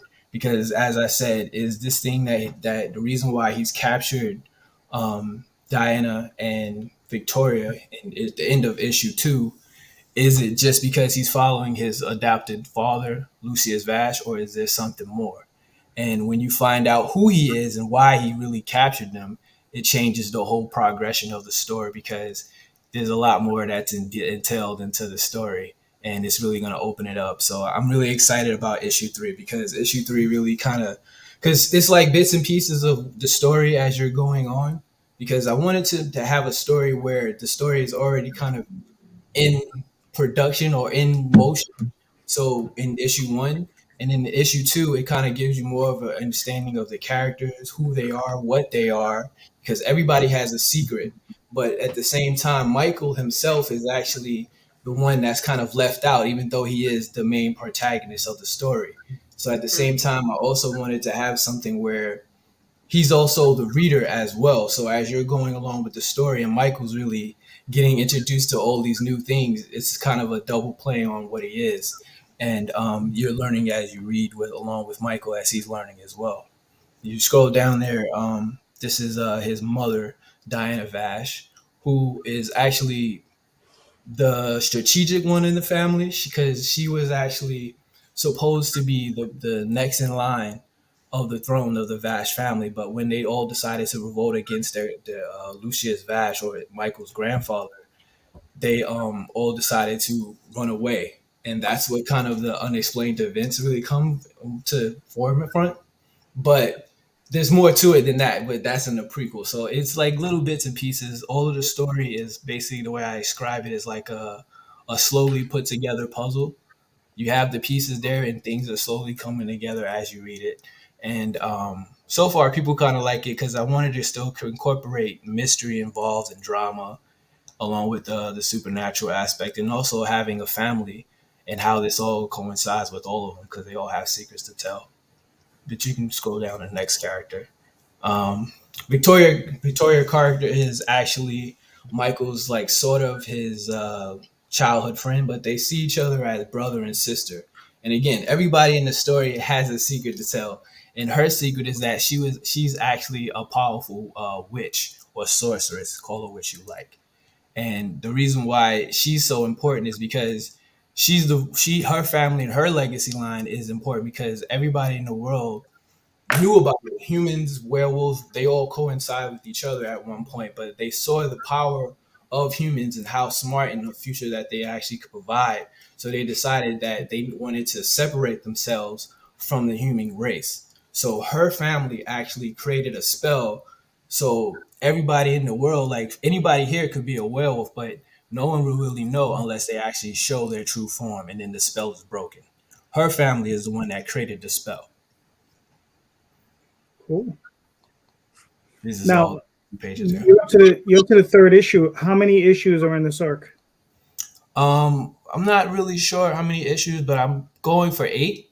But I think we're gonna do like 2 special edition ones because we also have our Salvation series, and a lot of people always asking if we're gonna do like a tie-in story. So we're thinking about maybe doing 2 issues where it's like kind of like a cool story with both characters. Mhm. So that's why we're gonna do 8 and maybe have 2 more with those 2 fantasy characters. But Cool. this is the artwork by me and the colors by my friend Annie Gioche, who did a tremendous job. If you go down, you can see the difference between issues 1 and 2. He really turned it up and made a lot of changes, all for the better. Oh, man, looks I good. felt like that was kind of one of the things that a lot of people were saying, that they said that a lot of the colors, it seemed to really kind of dark and not very bright. But that was kind of what I was going for, where I wanted to kind of give you that kind of atmosphere. But I felt like people weren't really catching on to it. So I decided to just let's get somebody else a little bit better and make it a little bit more vivid, but still keep that dark element to it. That looks great. Yeah. Thank you. The only one that I actually did the colors for is actually issue 1. But as you see here, in issue 1, it's actually black and white. And there's double meaning behind that, but it does get into color, but it goes into color gradually as the story progresses. Because one of the main reasons why I did that was because that's, as I said, Michael is you, but you're also the reader as well. So I kind of have it as a symbolic gesture as saying that his life has always been kind of normal, mundane. When you think of things mundane and normal, you think of black and white. So when someone tells you something crazy like, oh, you have a legacy line of werewolves per se, and these things actually come to fruition, you see your life differently and it changes. So maybe like a splash of color. So that's the reason why it slowly goes into color when the story goes more into detail of what's really going on around him. This here is my favorite poster here. If you scroll real quick, I call it the evolution of Michael Vash because it basically shows you each part of his lifestyle and what he has to learn. In the left side there, it's just really him being a normal college quarterback until he finds out in the middle that he has a legacy line of werewolves within him. Now, when you turn into your legacy line or just a werewolf in general in this world, you turn into a wolf man or a wolf woman first, and then you tap into your like and form But every time when you type into your liking form, it has to be based on some type of emotion. It can be anger, it can be love, it can be happy, anything. But it has to be something that you hold strong to you that helps you get to that next level, basically. And so this is his evolution there. As I was saying before, her eyes, as you can see, they're different from a normal humans, and they stand out very much. And this is probably my second favorite drawing that I ever did in the whole series. Period. Mainly because of her eyes and the backdrop, but I always enjoyed redesigning her sword actually, because in the first two issues, her sword was similar to this, but not as fantasy oriented, I guess you could say. And I wanted to really kind of show that Vivian is such a different character because not just her being strong, but her just also being strong willed and super smart as well. And in issue 3, you really get to see how strong she really is by being tested by both the main villain, Lucian, and his right hand man, Jarrett. So that's what I'm super excited about seeing as well. This was something that I did recently, actually, but I thought people would really like it as a cover. And I actually have it as a T-shirt too, which is very different because we have two different versions of the T-shirt. We have the regular T-shirt where it kind of covers from here down, and then we have something like I have one now, which is an all-over print.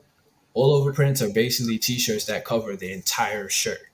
So they're a little bit more money, but we wanted to give people the option just in case they actually did want the all-over print.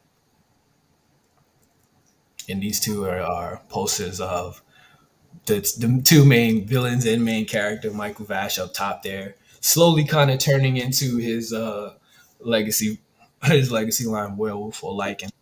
And then this was our specialty design that I did with my brother. I did actually, where it has both of our characters from our series.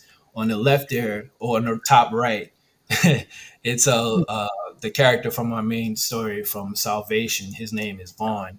He's basically like a half demon, and then we have Michael in the middle, slowly turning into his werewolf form. As you see, they're both fighting characters from their stories. The guys there are what you call halflings or half breeds from the Nightfall story. They're called half breeds because they can only turn during the full moon. And then we have the little demons there that are from the Salvation story, and they're actually underlings for the main villain in his series. These are all just the awards that we have. Oh yeah, I forgot to even talk about the variant covers that we have. So currently right now we have 3 covers. We have the original cover, the Nightfall of issue 3, and then we have the 2 variant covers. They're kind of the same thing, but they're different colors because me and my colors, we were doing 2 different colors. And so we decided, instead of like just deciding, okay, we're going to stick with this one, we're like, why not just let people choose themselves? So we ended up just having 2 extra colors. And then for our stretch goal, we actually have a wraparound cover that's actually going to be holochromed. And as you scroll up real quick, we have the Indy Comics collection, which is a few of my friends gave me their PDFs. And this was something I was really excited about because I felt like I said, there were so many people out there that comics that I felt people didn't really know about, but I also had a great mixture of people that actually really are known, such as Wingless Comics and their Justice series and Nightfall series, and Juan Espinoza, who he has a really funny and entertaining comic. And then we also have Delta Dogs as well, which is really taking off. But there's also one of my favorite comics in the indie world, which is Murder Man, the Dealer of Death, which is sort of like a Grim Reaper kind of story, but it's very adult themed though at the same time. But it's a great story. And we also have 2100 AD, which is another classic, which is like a post-apocalyptic story. One more indie comic we're supposed to get, but he's going through a few things. His name is Edward Davis. His story is called The Immortal Era. I don't know if everybody heard of that one, but that one is another popular comic that a lot of people like too. It's won a lot of awards. Yeah, he's a local boy to me, not too far from the place, and we tabled next to each other back in San Diego RockerCon. Oh, cool. Yeah. He's going through some things right now, so I'm waiting for him to get everything structured. And once he gets everything back on his feet, he's gonna let me get his PDF for issue 1 and 2, I believe. Nice.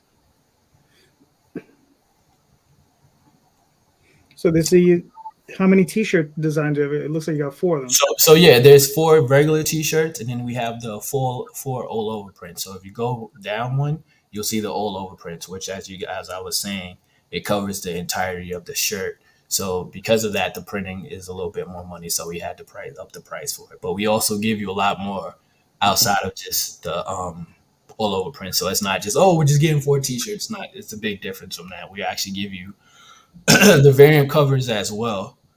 And it's also including the stretch goal when we do hit that stretch goal. Cool. And another thing too that I wanted to add was that everybody was always asking me about my hats when I do my live videos. So I added the hats and practically all of the reward tiers. The last reward tier always been on ACE is basically you get everything. Everything from all of our catalog, from the Nightfall series that we have for this Kickstarter, and also from Salvation issue 0 and 1. Nice. Yeah. Thank you. Comic Wellspring. Yeah. Mark, is Mark still here? Oh, he left. Oh, I wanted to ask him about a company that he was telling me about. Oh, there he is. Yeah, Mark, you gotta send me a message when you get a chance. I think you said it was called Toledo Printing, I believe it was. I can't remember, but send me. Yeah, there you go. Oh, try to. So yeah, I would love to get that so I could actually see, talk to them and see if there's really a big difference in printing. Well, Mark, he's lost in the void right now. Oh, yeah. There it is. Sorry about that. He's in. Hey, what's up, Rick? Sorry about that. I'm sending messages. Nobody's listening to me. That's because I'm on the other screen scrolling. Terrible. Sorry. There's just two last things. I just want to pop up real quick. For our other co-host, Mr. Rosario, who's not here, I'm not really doing this for him. I'm doing this for his artist, Champa. He's the guy that did the video. So, I just wanted to show off the guy's video. He did a very nice job. But they're doing very well. They're definitely gonna hit their goal. Yeah, I backed them recently. Backed them here too. See it in.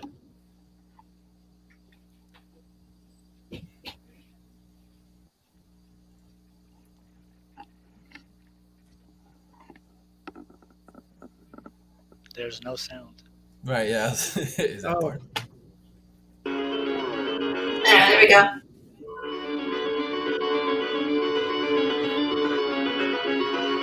Nice merch plug right there.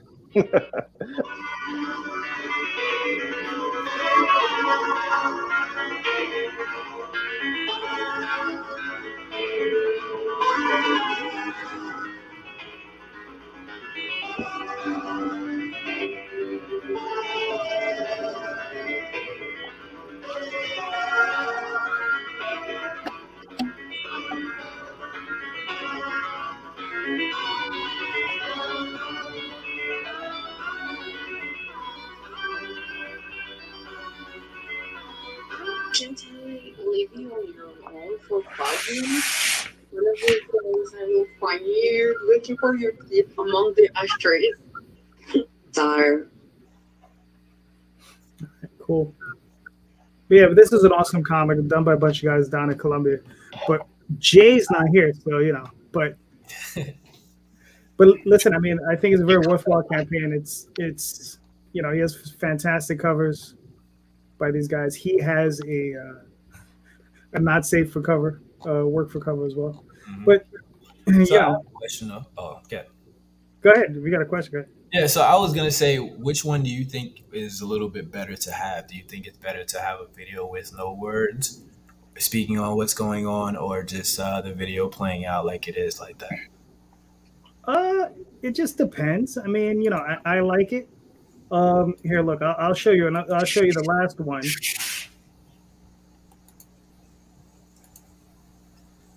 There we go. Because of course I have to show mine off. Of course. Right, yeah, that's what I was gonna say. 'Cause I know show yours mine. has it. I have one too. Terrible.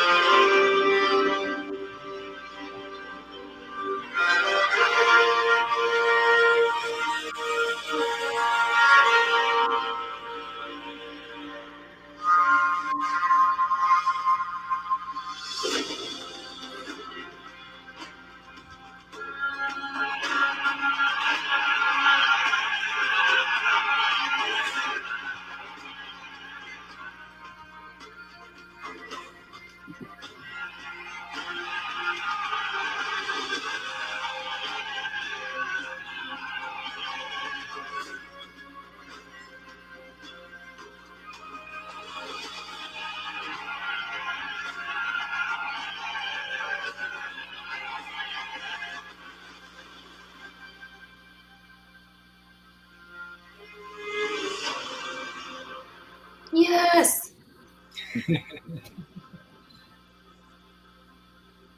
See, no words, but still effective. It's all about what you're going for. In my experience, people overthink the videos 99.99%. Yeah, I mean, Because I did mine's last for issue 2, and there were no words, but everybody was like, you should tell people about what's going on. It's like, it's in the video. I have the words. It's there. I'm not saying it, but it's there. So this one, I was like, okay, I'll just coalesce what everybody's saying and just do one with the video with me talking. I don't want to hear myself talking. We're not listening to you. It's everybody else listening to you. To read it, so read that too. But I mean, I can show more, JD. Show that off. Show that off. I got Oswald Chronicles at my table usually. That and a couple things from Mr. Rosario, and it's always like the easiest sell because everyone's like, "Oh, what's this about?" I'm like, "It's about a mouse who becomes a sorcerer and fights people and goes on adventures." Like okay. I'm in. Hi. Less. Okay. But it's funny. I only wish it was that easy for me to sell it on Kickstarter. But I know, right? It's one of those things. Oh, but I forgot to show him. But there's my little package ninja. There he is. Nice. But guys, thank you so much for being here. You guys are great. So let's start with Marcus. Please let everybody know where they can find you and your work, sir. Yep. You can find us on Twitter at comics_Odyssey, at odysseycomics.com, of course, and then on Facebook or Instagram, Odyssey Comics Official. Cool. Dwayne? You can find my company all down below, Animation Comics ENT. That's Instagram, Twitter, Facebook, and my website. Just add the .com and you're good. Nice. Mr. Torres? Oh, thanks for showing my crowdfunder, but I'll just go over here. And pull up my book. Yeah. That's one cover right there. And that is designated. And my second cover right here. That's the actual cover we have for the book. Yeah. You can find me. I think we're still as a staff pick on Crowdfunder, so you just go to Crowdfunder, no E. Just type that in. We're right on the front page, and the store is now a store. You can just pick up a copy if you want. Name's Mark Torres, came from the radio. We are the official show of the Big Apple Con. We are just celebrated our 20th anniversary last month. Actually, no, 2 months ago now. You can find us anywhere. Just Google It Came From the Radio. If you live in Westchester County, New York, you can go to 88.1 FM WARY. You can listen to our show, which is a weekly show. If not, if you have any podcast places that you go to, Spotify, iHeart, whatever that's out there. If you have it out there, we're on it. If not, tell me and I'll get us on it. And we're on Facebook and Twitter. And we have a live show once every second Wednesday of every month, courtesy of the East Meadow Public Library in East Meadows, Long Island, New York. That's www.eastmeadow.info. And we have a special guest in the live studio audience this month's show, which is going to be on the 12th, which is this Wednesday. We are having TrekLongIsland.com's event organizer, and anybody in the audience who comes down will be entered in our raffle, and she is going to give away 2 free tickets to that convention. I believe it's a $50 value. So if you want to get your free tickets, just come on down, get a raffle, and you might be able to leave with some free tickets to that. And then in May, I have Mr. Dwayne right there coming down as our guest. And what are you going to give out on the second Wednesday? I actually am going to give something out. When you were telling me about that last time, I was like, that's a good idea, but can't give away it's too early. It's too early. No, he hasn't decided yet, but he'll be our next guest. So make sure it's all free. You come down for free. And also, we did a radio show to promote the comic book, and we're going to be performing that live in front of a studio audience at the East Meadow Public Library during their convention, which is the MCon, which will be on the 22nd of this month. So go down there. That's once again www.eastmeadow.info. You can find all the information. I believe they will be live streaming all the panels, so you can go onto the YouTube page and you can see that there. And the radio play we did is on our YouTube page as well as on the crowdfunder page. You can go on there. You can see all 4 parts separately, and then we put it all together to promote our book. All right, very nice. Mr. Ryan?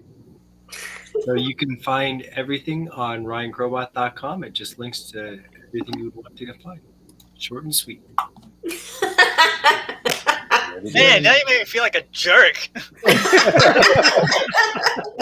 That's why JD called on me next, because he knew that's my thing. Mark's over here like, well, if you light the pyres in the right order, find the golden monkey statue, and yeah. There you go. Laurie, where can they find you? I'm like somewhere in between Ryan and Mark. You can find me just about all social media. You can just look up Path of the Pale Rider, Facebook group, Facebook page. I have a Tuesday morning show on the Comic Related Madness Network called the Tuesday Morning Brew, where I interview creators such as the people on this panel. So you can check me out every, I think it's 11 a.m. Eastern Standard Time, every Tuesday. I'm on Instagram, TikTok at Path of the Pale Rider with underscores between all the words, which is like super annoying. The longest, like, it's the longest thing ever, and it's super annoying. But once you follow, you don't have to type it in no more. And then, of course, on Twitter, I'm at Path Pale Rider. I have a website. It's www.pathofthepalerider.com. Yeah, come along and join the shenanigans. We do lots of fun things.